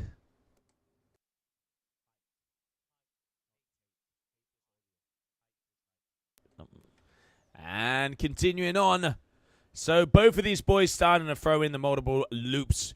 Big S-loop there from Ceruti, but not quite getting as good of a landing. I'm pressing the old refresh here to see what the judges thought of it. So, unfortunately, it looked like, he wasn't able to land that one. So that's going to be a crash for him. 23.06 versus a 20.1 is the scores out there at the moment. Lorenzo Casati in the lead as we come just under 4 minutes left. And just look at that ocean. Mother Nature is on fire. Here we go. Lorenzo going up. Oh, does he get it? Double kite loop board off. Double kite loop board off. I reckon that's the first one we've seen landed in competition so far. Yeah, it could be possible. That's going to be well rewarded because of that. Yeah, we already saw there from Artur Gobert on the ground. We saw him trying a couple of those ones, but to see it landed in competition here, Lorenzo Casati once again getting the height, getting the rotation, and getting an 8.17. So I'm going to call it, I reckon that's the first one landed because it looks like there's a little bit of an innovation score adding up in there. Yeah, that's right. We call it innovation when it is the first time that you landed on competition. It's not the same landed in a video in your local spot and then landed in competition. So it's called innovation, Inno, and it's well rewarded. It's always on the 9s or in the 10s if it is a maneuver with a high risk and a high difficulty like this one. Yeah, and we can see Ceruti there deciding against that kicker. Going to make his way back out. You had a very nice S-loop, didn't quite get the landing, so I reckon he might be looking for a kicker to try and do this one a little bit further downwind. He knows he is running up at the moment out there, needs to start to hit some big moves if he wants to be able to. And a big 7.85, so it looks like, unfortunately, missed a move there from Luca Ceruti, so I'm going to call by those numbers. It's definitely going to be a double. We'll try and get the information back out on that one. We do apologize. And hopefully we'll have one camera on one rider, the other camera on the other, and be able to not miss a single trick. So here we can see in between these two guys, Lorenzo Casati in the red, Luca Ceruti in the green. And there we can see Green making his way out. Let's follow Ceruti in the green kite. And there we can see it look like Ceruti coming down from a big high maneuver. Waiting to see what kind of scores are going to be coming his way. He's looking to improve on a 6.57. 6.57 is what he's looking to improve on. Variety-wise, quite even out these guys at the moment. We've seen some innovation moves from Casati that is obviously going to give him an advantage out there when it comes to that fourth score. I reckon Ceruti is going to have to go big or he will be going home. Yeah, it's difficult to beat that level of riding from Lorenzo. It's super high, so yeah, he will need to nail some double and with proper speed and amplitude. Yeah, Lorenzo is killing it. Yeah, you can see him mixing it up. I think that was an S loop with a late back.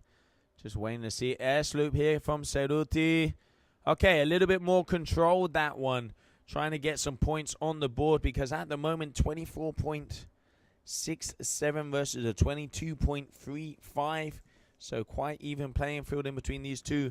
There is 30 seconds left. Oh, Casati was looking to go for something big. Getting the height, but deciding to eject out of that one. And we can see as both of them are starting to get ready for the final moments of this heat. But it does look like, as the competition stands so far, we have Lorenzo Casati with a 24.23 versus Luca Cerruti with a 24.2. So it is only 0.03 of a point difference in between these two athletes. So ladies and gentlemen, it is definitely going to be coming down to that fourth score, 25% of their total score, that judges variety option. That's right. So we depend now on this variety score. And yeah, we are pretty curious to see who's going to make the win because, as we saw, high level of execution in this heat. So yeah, it's pretty important to make variety. As we said, it's the fourth trick, and it depends on the different maneuvers you do in your heat. So yeah. Yeah, absolutely. You got to mix it up out there if you want to get the extra kudos and shakas from our judges. But we're going to go down to the shore because Teresa is with Gil. He won GKA Best Trick of the Year. He won GKA Best Male Rider of the Year. What a welcome to Denmark. Yeah, not exactly as I hoped it would go, but happy to be here and happy to go out here with the guys. I know you had a really few stressful days leading up to the event. Tell everybody what it was like. Yeah, it was very last minute, 48 hours before you kind of get the go. So we had to get on a quad, get on a car, get on the plane, another plane, back in the car, 10 hours here. So it was a long journey, but yeah, I wish I could be on the podium, then I could say it was worth it. Now I'm not sure. I mean, you made your international debut 2 years ago here, and we know you have a lot in store. What is your goals for this year? I mean, you haven't reached the top yet. Exactly, well, that would be the goal. So that's what I was hoping to do here, but today I was a bit unlucky. I crashed my 7 so hard that it couldn't go on for the next heat. And then in the last heat, my chicken loop unhooked, so it didn't all go the way I wanted to, but that's the way it is. Yeah. How are the conditions this year compared to last year? Last year was a lot stronger, but still it's very strong, it's very good, and it feels like it's filling in even more like every second, so it's definitely good enough to do some proper big air. Nice. We're looking forward to seeing you back next year, hopefully on first place. I hope so too.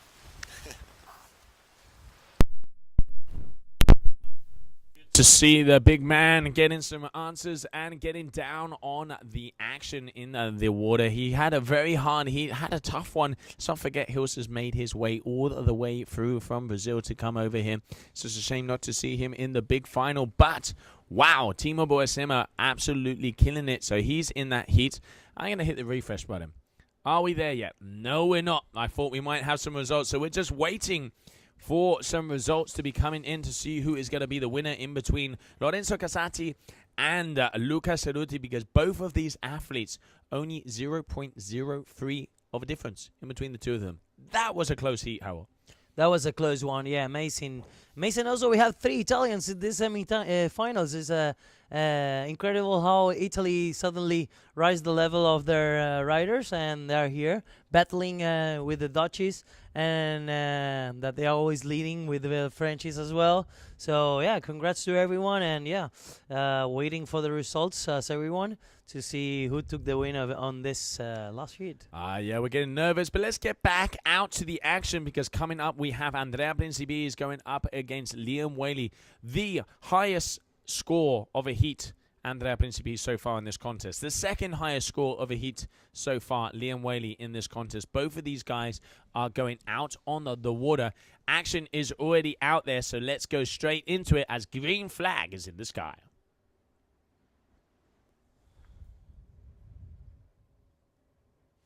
One of the hardest heats out there on the water at the moment.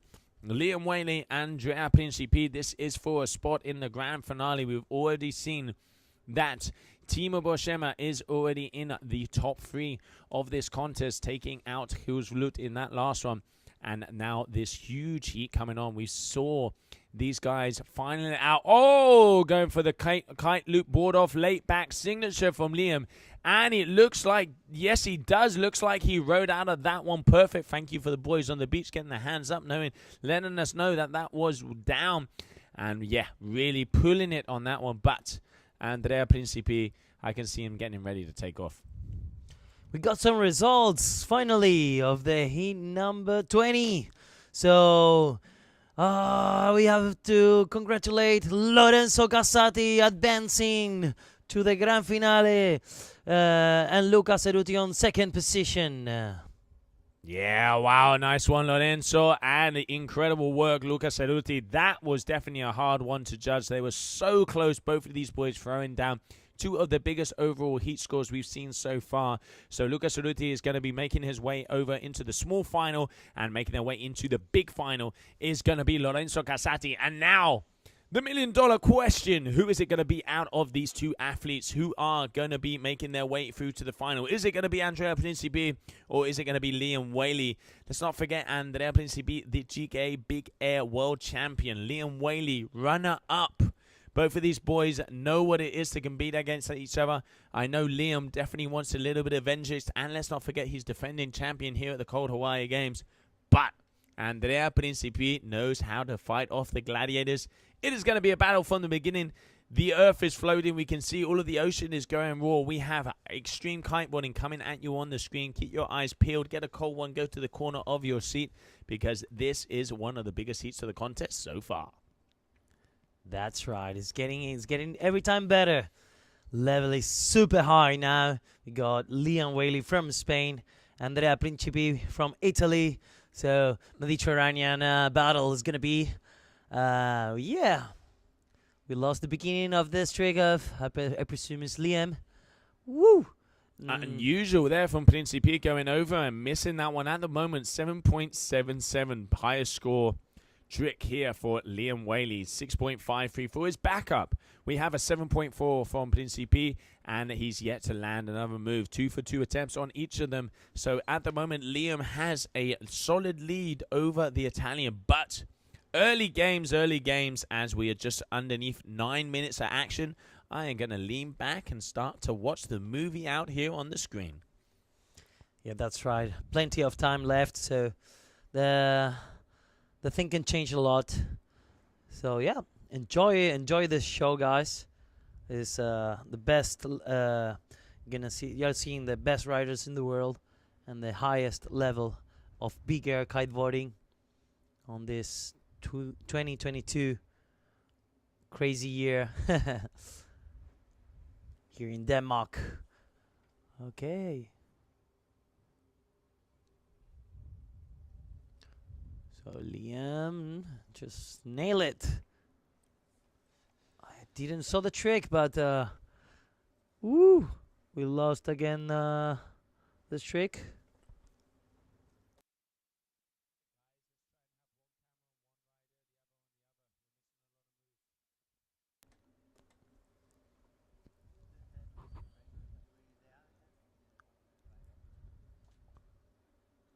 Okay, wind conditions are perfect here in Denmark. The sun is shining still, yeah. And penguins are walking down here. Nah, I'm joking. It's not so cold, Joe. It's not so cold. It's cold compared with summer in Spain right now. But I ain't joking. I saw one and he had a coat on. There we can see. We can have Andrea Principi starting to land another move out there. And here we can see it. Liam Whaley, all right, going up. Getting off. He has a board off rotation with a kite loop. Couldn't quite see it. It's a little bit too far away. But once again, getting another landed move. And it looks like, if I'm not mistaken, yes, it is. Principe is going to be coming in. So this is when the boys are starting to drop their kites. So Liam has 3 solid scores. He's got a 7.77, a 7.57, and a 7. So he is currently in the lead. Principe has a 7.4, a 6.97, and a 7.3. So now both of these guys have gone, all right, we've done the combination, the variety, the board off moves with the kite loops. Now it's time to double. Yeah, that is double or nothing. Double the gamble. So, yeah. This is the best part, I think, guys. So, less than 6 minutes and 30 seconds to finish this Heat 21 from these semifinals of the Call Hawaii Big Air 2022 presented by North. Yeah, there we can see Principe making his way out. If I'm not mistaken, what looks like an Evo 6. And Liam Whaley just waiting, calm, cool, and collected here on the shore, pointing as he is going to also be going out on a 6, if I'm not mistaken. That does look like a dice. So both of these boys starting to get ready to rumble as they have 6 more minutes to go. Liam back in the air. Principe already back on the water. So let's go and have a look on the water. There it is. Principe coming at you. They've been jumping the other way. So they would be jumping with that left foot forward towards the kicker. So here we can see him turning around. So this is where we are probably going to see that first double maneuver here from Principe. So he's catching speed. He's going across. Oh, he's got a big kicker out in front of him. Watch out. Here he goes. Up and away. Going for a big and powerful S-loop. Getting caught. Comes down. Does he land it? And he does. Perfect landing there from Andrea. S-loop in the bag. Yeah, he did it. He nailed it. Speed out. The dirty and meaty, as Chris said. And, yeah, he had it all. I think he has all the combinations. And judges will love it. I presume he's going to get a good score. And, yeah, and now it's time of doubles and doubling the risk.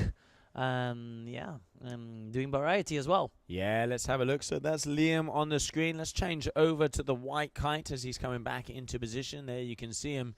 So it looks like Andrea Principe is going to have yet another run at the kicker before Liam gets back into position. So let's have a look at the scores so far. So Principe is in the lead as he has a 7.8 for that last one. So he's 0.2 in the lead. Okay, not getting the takeoff that he wanted to. And now we are going to see Liam Whaley is going to be making his way back. So it means we're going to start to see the double off of the Cold Hawaii Games. If you are just joining us, semi-final on the water to see who is going to be the final finalist here. The winner of this heat will be making their way into the grand finale. The winner and defending champ from last year, Liam Whaley on the red kite.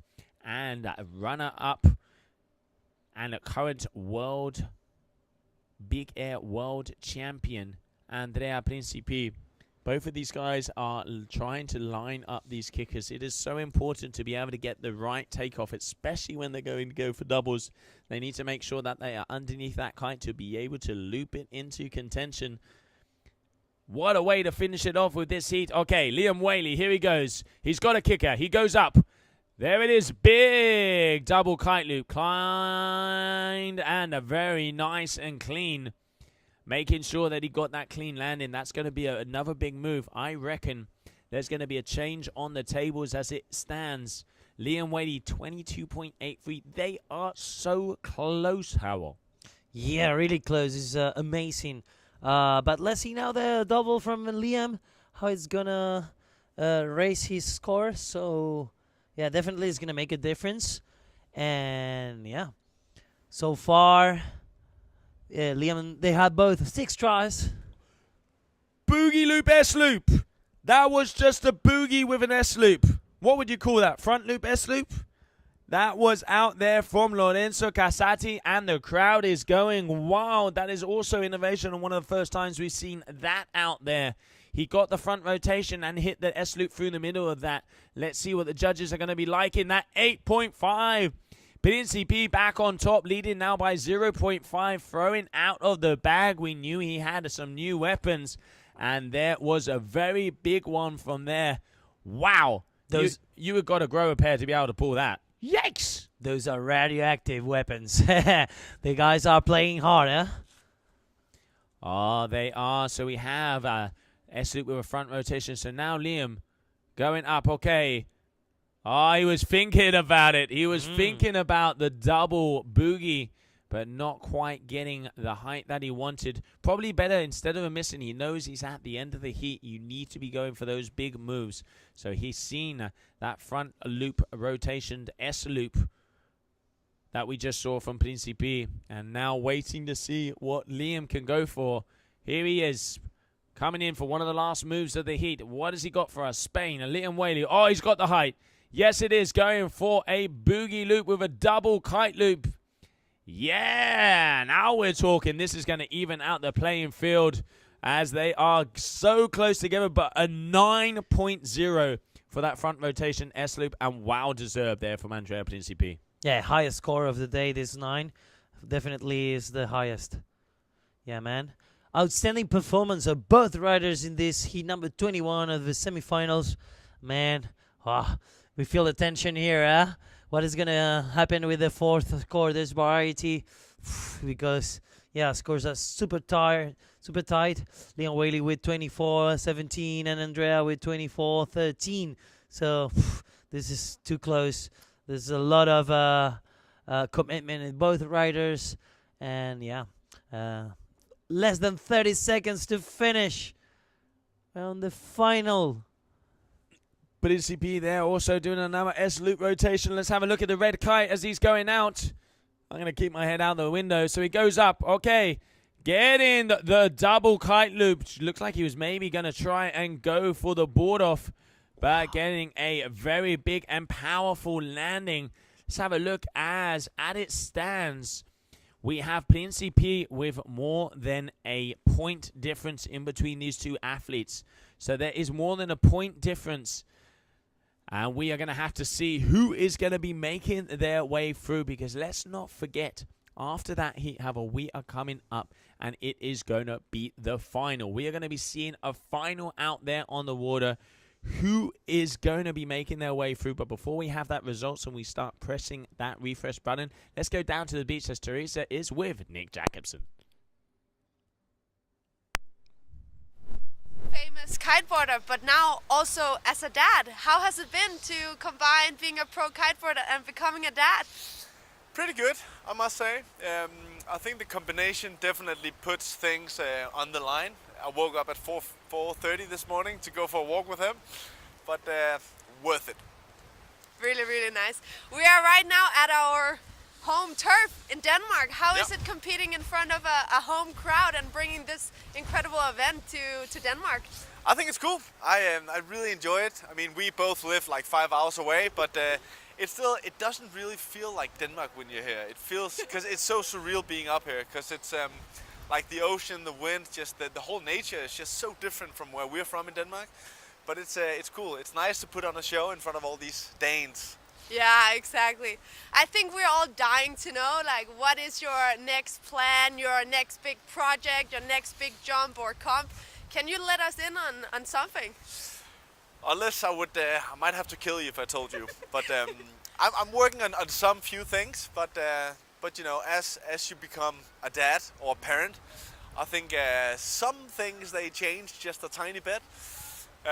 So you know, I want to push myself and the sport together at the same time. So I have a few ideas. I'll tell you when we're done with this. Perfect. Sounds good. Back to the studio.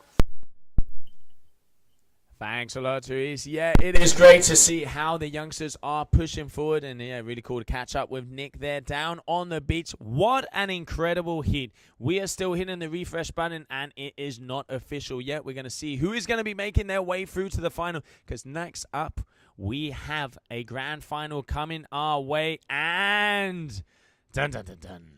We have the results. Making his way into the grand final. Coming out of Italy, put your hands together for Andrea Principi with a 34.25 and a 9.0 for that front rotation S-loop. Making his way through into the grand finale, and Liam Whaley is going to be going into the small final, which will be coming up next. So we are going to be having out on the water. In the blue is going to be Timo Boesema. Then we're going to have Lorenzo Casati in the red, and Andrea Principi is going to be out there in the green. Let's get right down to the beach because the action is about to start.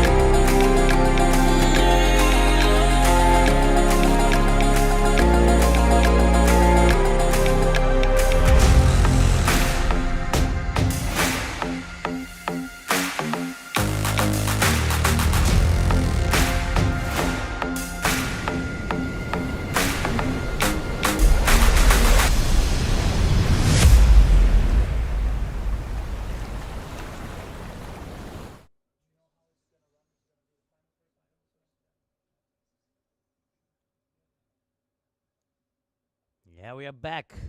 Amazing images from the new collection of North Kiteboarding 2023. Coming in hot, this Orbit kites. This kite designed exclusively for this bigger discipline. It's a must if you want to start pushing the limits on bigger. So, yeah, reach your local dealer and ask for Orbit 23.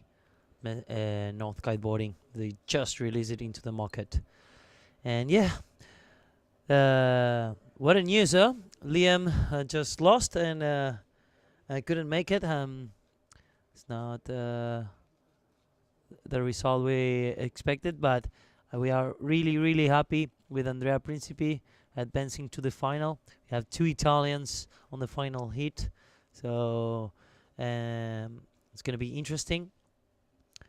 And yeah, new blood on the podium is going to be also another important thing that we also like to have. Yeah, it is. It's good to see youngsters coming up on the podium. So podium is going to be coming at you in about 4 minutes, as there was a 10-minute break, because let's not forget, Principi was just out there on the water, so they give them a 10-minute break so they can start to grab their breath. So about 4.5 minutes left until we do start. So let's have a little recap of what has happened out there. We've seen some of the biggest moves so far. I'm going to call it that front rotation S-loop from Principi is got to be one of the most impressive moves I've seen to date.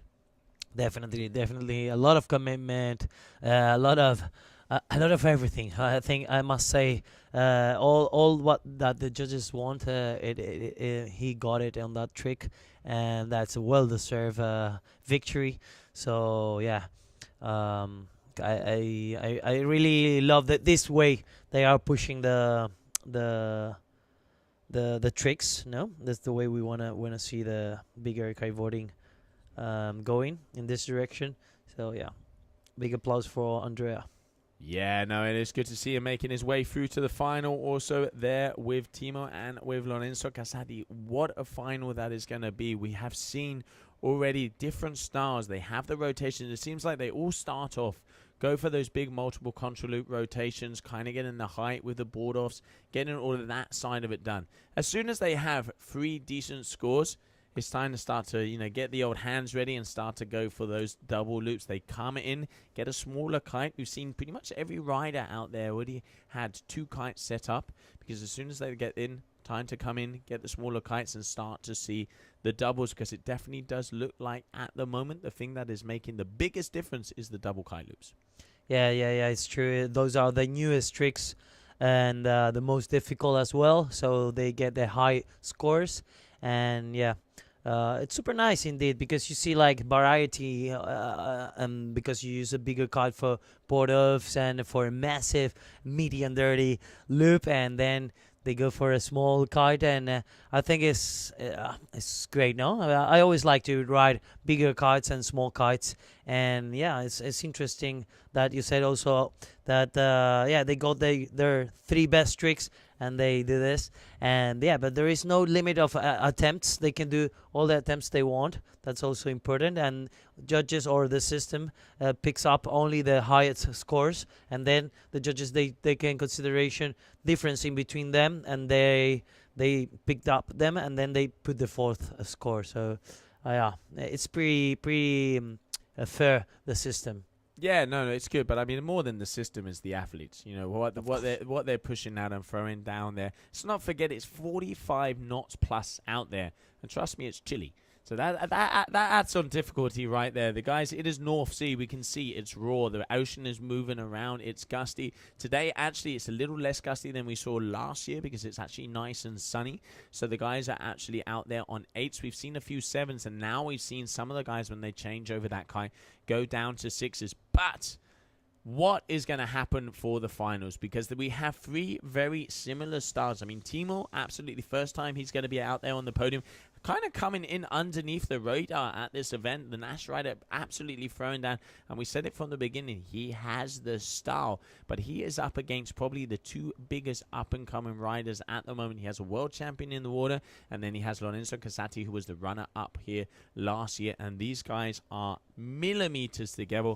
It is going to be really good to see. So let's go out to the waters. It looks like the action is about to begin.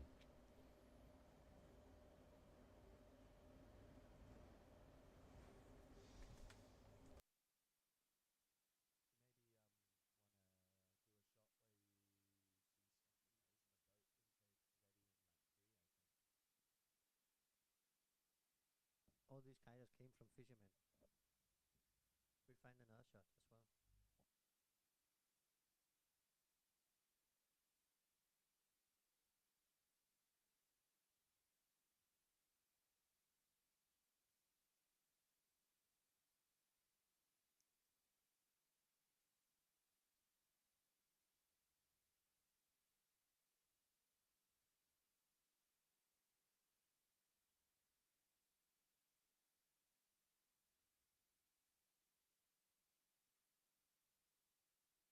All right, so there we can start to see some riders making their way out onto the waters. In the blue is going to be Timo Boasema. In the red is going to be Lorenzo Casati. And in the green is going to be Andrea Principi. There you can see Lorenzo starting to get ready, and he is being helped out there, if I'm not mistaken, by Hill. This is one of the things I love about this side of the sport. Every athlete is helping each other out. You know, Hills has been kicked out in the heats before. He is still standing there in his wetsuit and making sure his compadres are okay, they're safe, they have their gear together, he can caddy for them. That says a lot about where the sport is going with these younger generations. Yeah, this has changed this years, and everyone's always remarking this, that there is such a cool vibe on the beach, and yeah, soon as the green flag it's up, you are against the other, but soon as the red flag comes in again, you're friends, and that's super super nice to see. You know, this is a the sporting manner we like to have in all the sports. Yeah, it is. And there you can see also there Liam Whaley, the last year's champion, unfortunately getting kicked out there by Andrea Principe, but both of the boys throwing down. That was a very, very close heat. Still, again, helping out. This guy has just been kicked out of that final, and he is helping his teammates there. That's just an image that I really want to see and can't wait to get down there on the beach. Because let's not forget, ladies and gentlemen, the podium, as it takes a little bit of time after the heat's finished for them to do. And remember to go over to the Instagram account of the Cold Hawaii, as we were going down live on the beach, and we will make sure we will make a lot of noise to see who is going to be the champion and the new king down here of the Cold Hawaii Games 2022, as we are going to be starting off with that final in just under 3 minutes.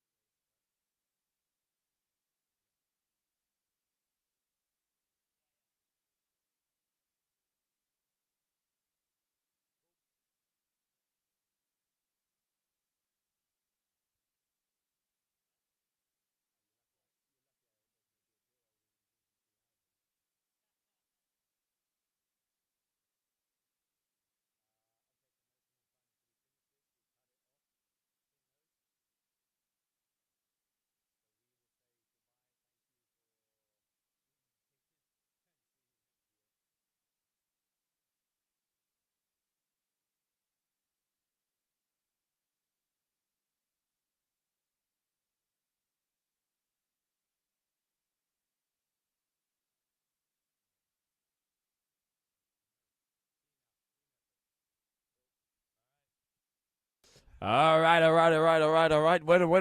Winner. We are off, as we are going to be starting off with the final in a couple of minutes. It looks like there's a little delay, but I can see 3 colors out on the water, meaning only one thing. It is going to be a go very soon.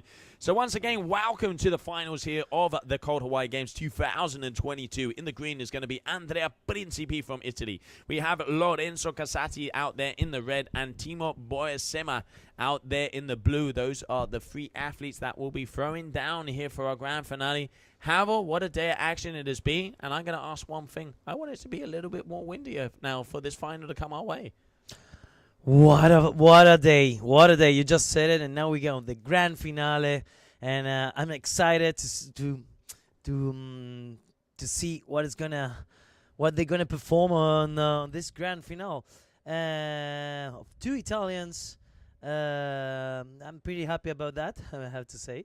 And yeah, I'm excited. I'm super excited. I have no much words. I'm sorry, Joe, but yeah, we saw high level, man. I'm super surprised with the S loops, with the double loops, with the performance of these riders. We understand that maybe the kickers are not lined up with the wind direction, but even they are performing. Their performance is outstanding. Oh, it is. It is incredible to see where these youngsters are taking the sport. And I like a comment. I can see Evan Kling over here on the stream. He is saying, like Mr. Roddy Cullinan would say, lightweight baby, and now we're going to use it and we're going to call it Light Wind Baby. That is a name if I've ever called it, and we are going to be going off because watch out.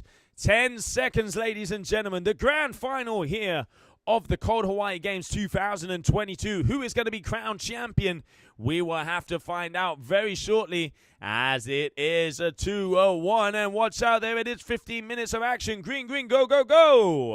That's it. Green flag up.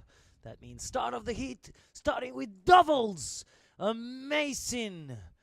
So this is Lorenzo Casati with the red lycra. Unbelievable performance. This young Italian boy living in Gran Canaria, representing Spain and Italy. Amazing. And there we can see there, we just saw in the green, that was Andrea Principi going for a big boogie loop, if I'm not mistaken. Just scored it off the corner of our screen. Now that there are 3 riders out there, bear with the camera guys. Bear with them because they have a little bit more extra work and it is hard to follow 3 people at the same time. I'm going to say, camera guys, let's record to the left. So as they're going out, oh, double Nice. kite loop board off there from Andrea Principi, puts the hand to the sky. So let's always be recording on their way out because that is where they're going to be performing the maximum amount of moves. And another big move out there from Timo as well, getting a nice little grabberoo on the way down. What an amount of action. Let's have a look at numbers. Oh, even the judges are having trouble getting all that info into the competition scoreboard. But I reckon it is probably going to be Principi at the moment who has the lead because he had that very nice double kite loop board off. But I presume it's Lorenzo. is it? Ah, that's what we're talking about. That's what we're talking about. So we will have to see. As you can see, most of the riders starting to pack up on the edge here. And there we have in the dark-colored red. Let's get a little bit more light on that shot. There we have it. There's some sunshine. Okay, going up. Casati, S-loop. Nice. Going to be landing that nice and clean. Let's have a look again and change over to the white kite on the back. There he is, Andrea Principi with the green. Looks like he's going up. Yes, he was. He was on a 7-meter Evo from what I could see on the ground. And then you can see on the right-hand side with the Nash. That is Timo Boasema. And we are still waiting for scores to be dropped. 2 moves each for each one of these riders. Okay, there we can see with the red. Let's stick with him. Great amount of action. And as you said before, we had 3 riders on simultaneous on this hit. So that makes some more dynamic the action. Yeah, compared with the man-to-man, now it's fully packed of action. Yeah, Oh, going up and away, Andrea Principi. I know you. I can tell you one thing, Havel. It is getting close to 5 o'clock, which is definitely beer o'clock where I'm from, and we are going to be celebrating who is going to be the champion, the king of the Cold Hawaii Games. We will find out right after this heat. At the moment, still waiting for scores to be dropped because let's not forget, as it's a final, we're not going to be showing those scores. Yeah, that's why. As it's a final, we're not going to be showing those scores. We are going to have to see who is going to be the winner of this event. We will be shouting that out. Remember, after this, we'll be saying bye here on the live stream and then making sure to go over to the Instagram page of the Cold Hawaii Games as we will be streaming the podium and where we will know who is going to be that number 1. So enjoy the action as we have a little bit over 11 minutes to go and some of the best extreme kiteboarding to date. Yeah, that's it. We are gonna receive some scores because we are in a final, so we're gonna have more how do you go uncertainty? No, oh my God. The tension. There's going to be tension. We're not going to know. We're going to be uncertain and not know where the results are going to be. So you guys are going to have to guess and tune into the Instagram of the Cold Hawaii Games where that podium, I'll go down to the beach and shout off my lungs. I can guarantee that and see who is going to be that champion. So let's go back to the action as we are going to be following the guys going from the left. So there with the red kite. Okay, red kite. There we have him. Lorenzo Casati.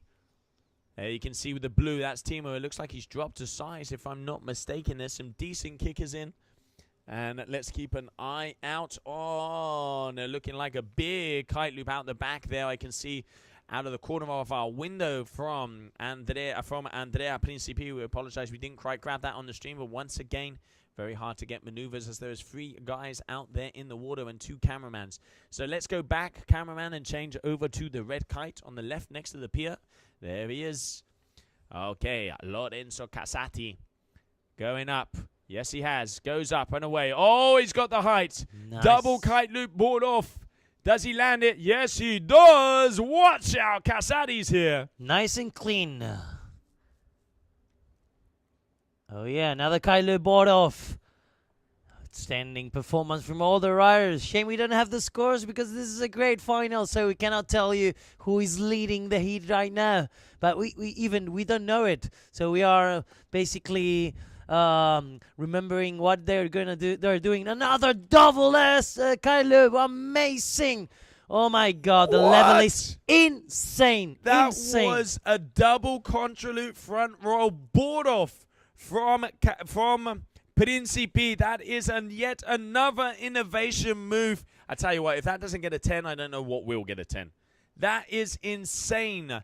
The first one we've seen of that, we've already seen 4 or 5 new moves throwing down here, and there's less than 9 minutes to go.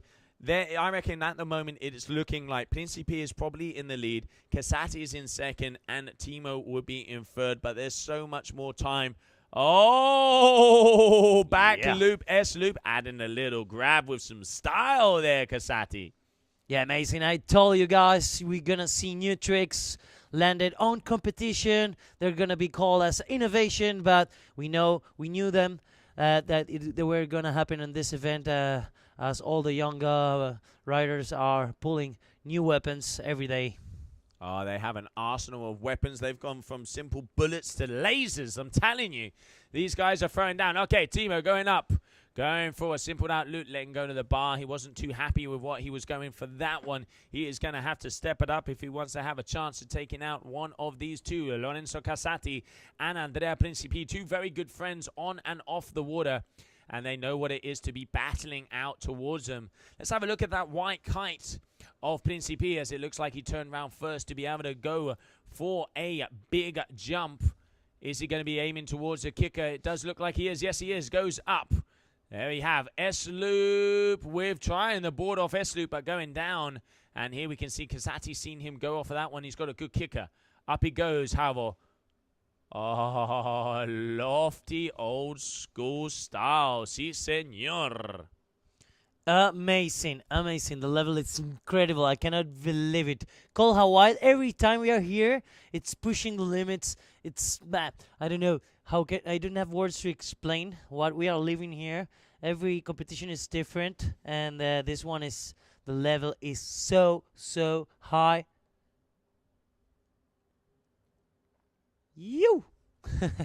Yeah, I must say that.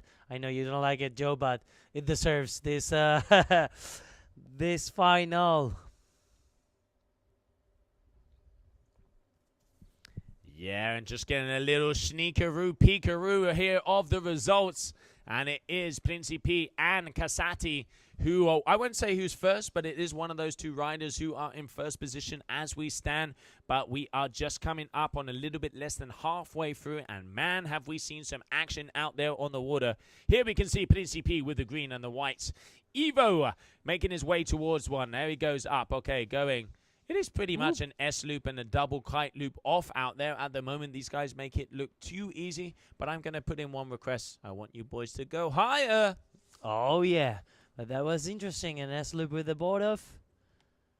Now what we see there, we don't see the kite from the booth. But incredible. Judges must be crazy. Putting scores over there, 8s, 9s, 10s. No, it must be a show over there on the judges' tower.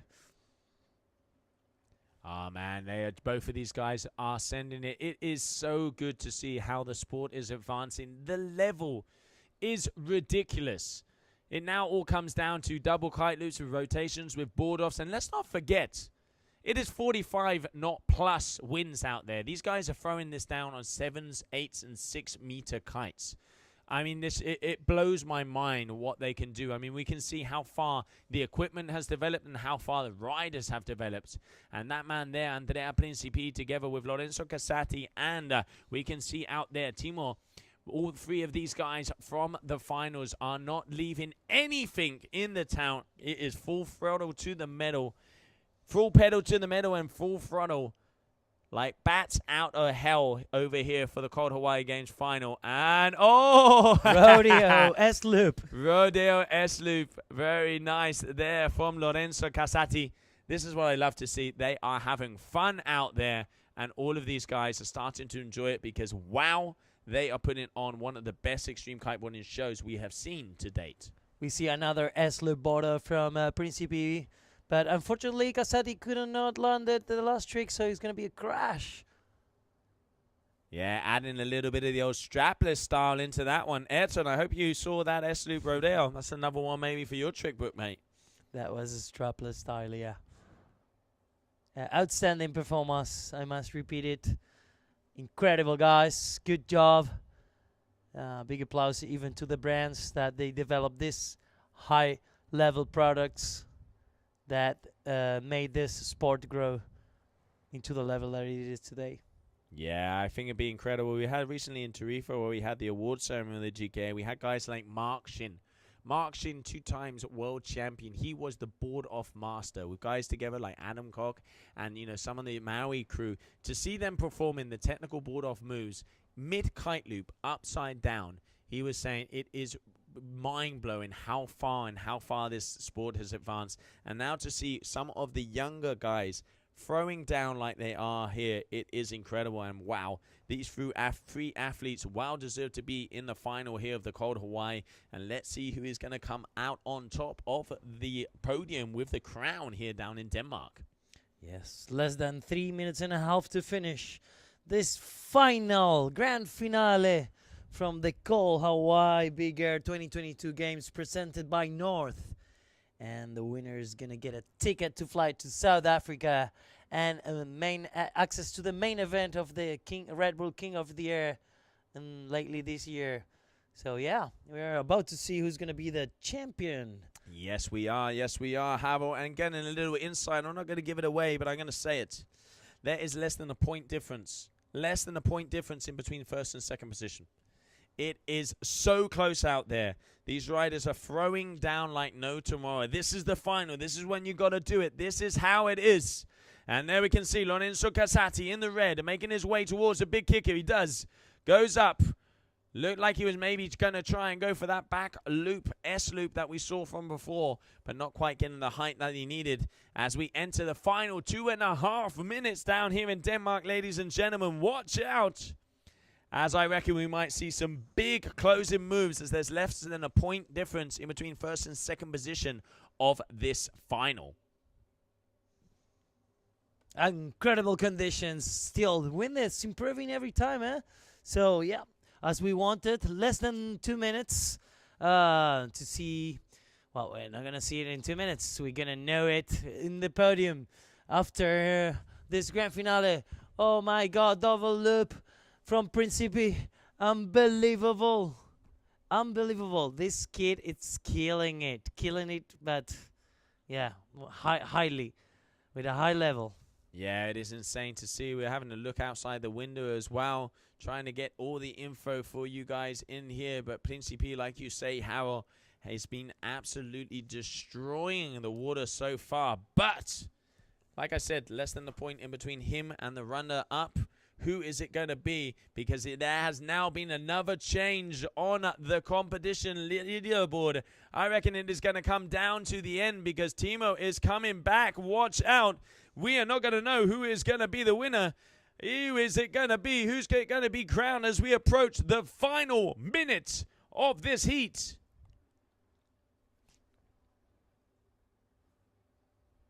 Yeah, we are not going to know who's going to win because we need this full score. So, yeah, we are not going to see it till the end of the prize giving.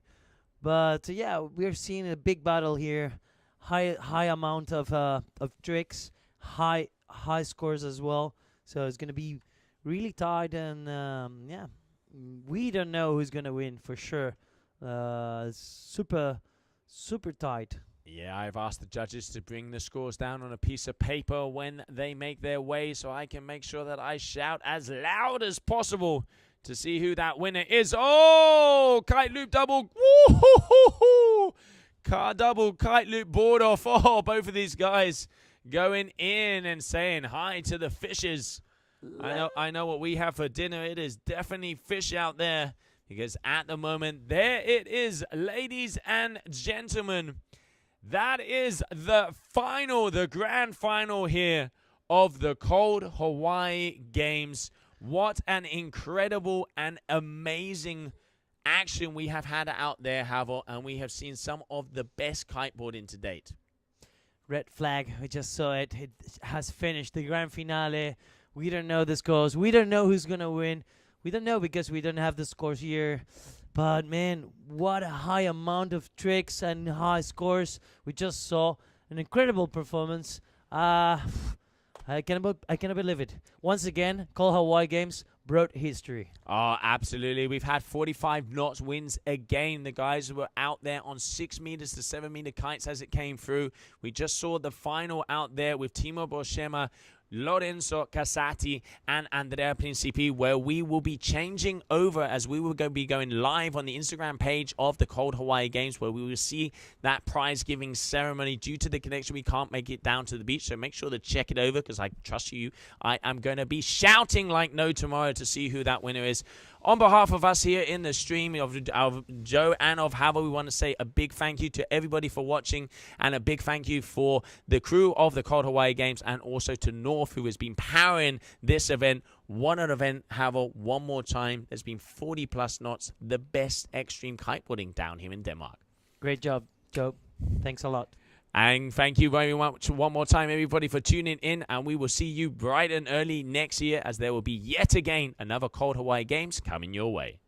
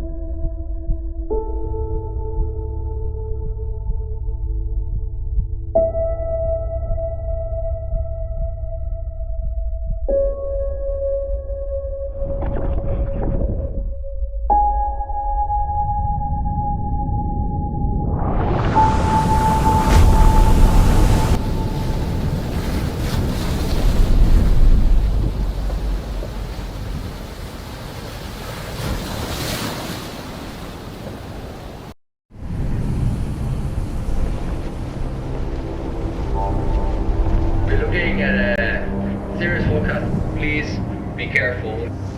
More wind now. Yeah, I'm sure the waves are gonna get a little bit bigger. So it's a good day already.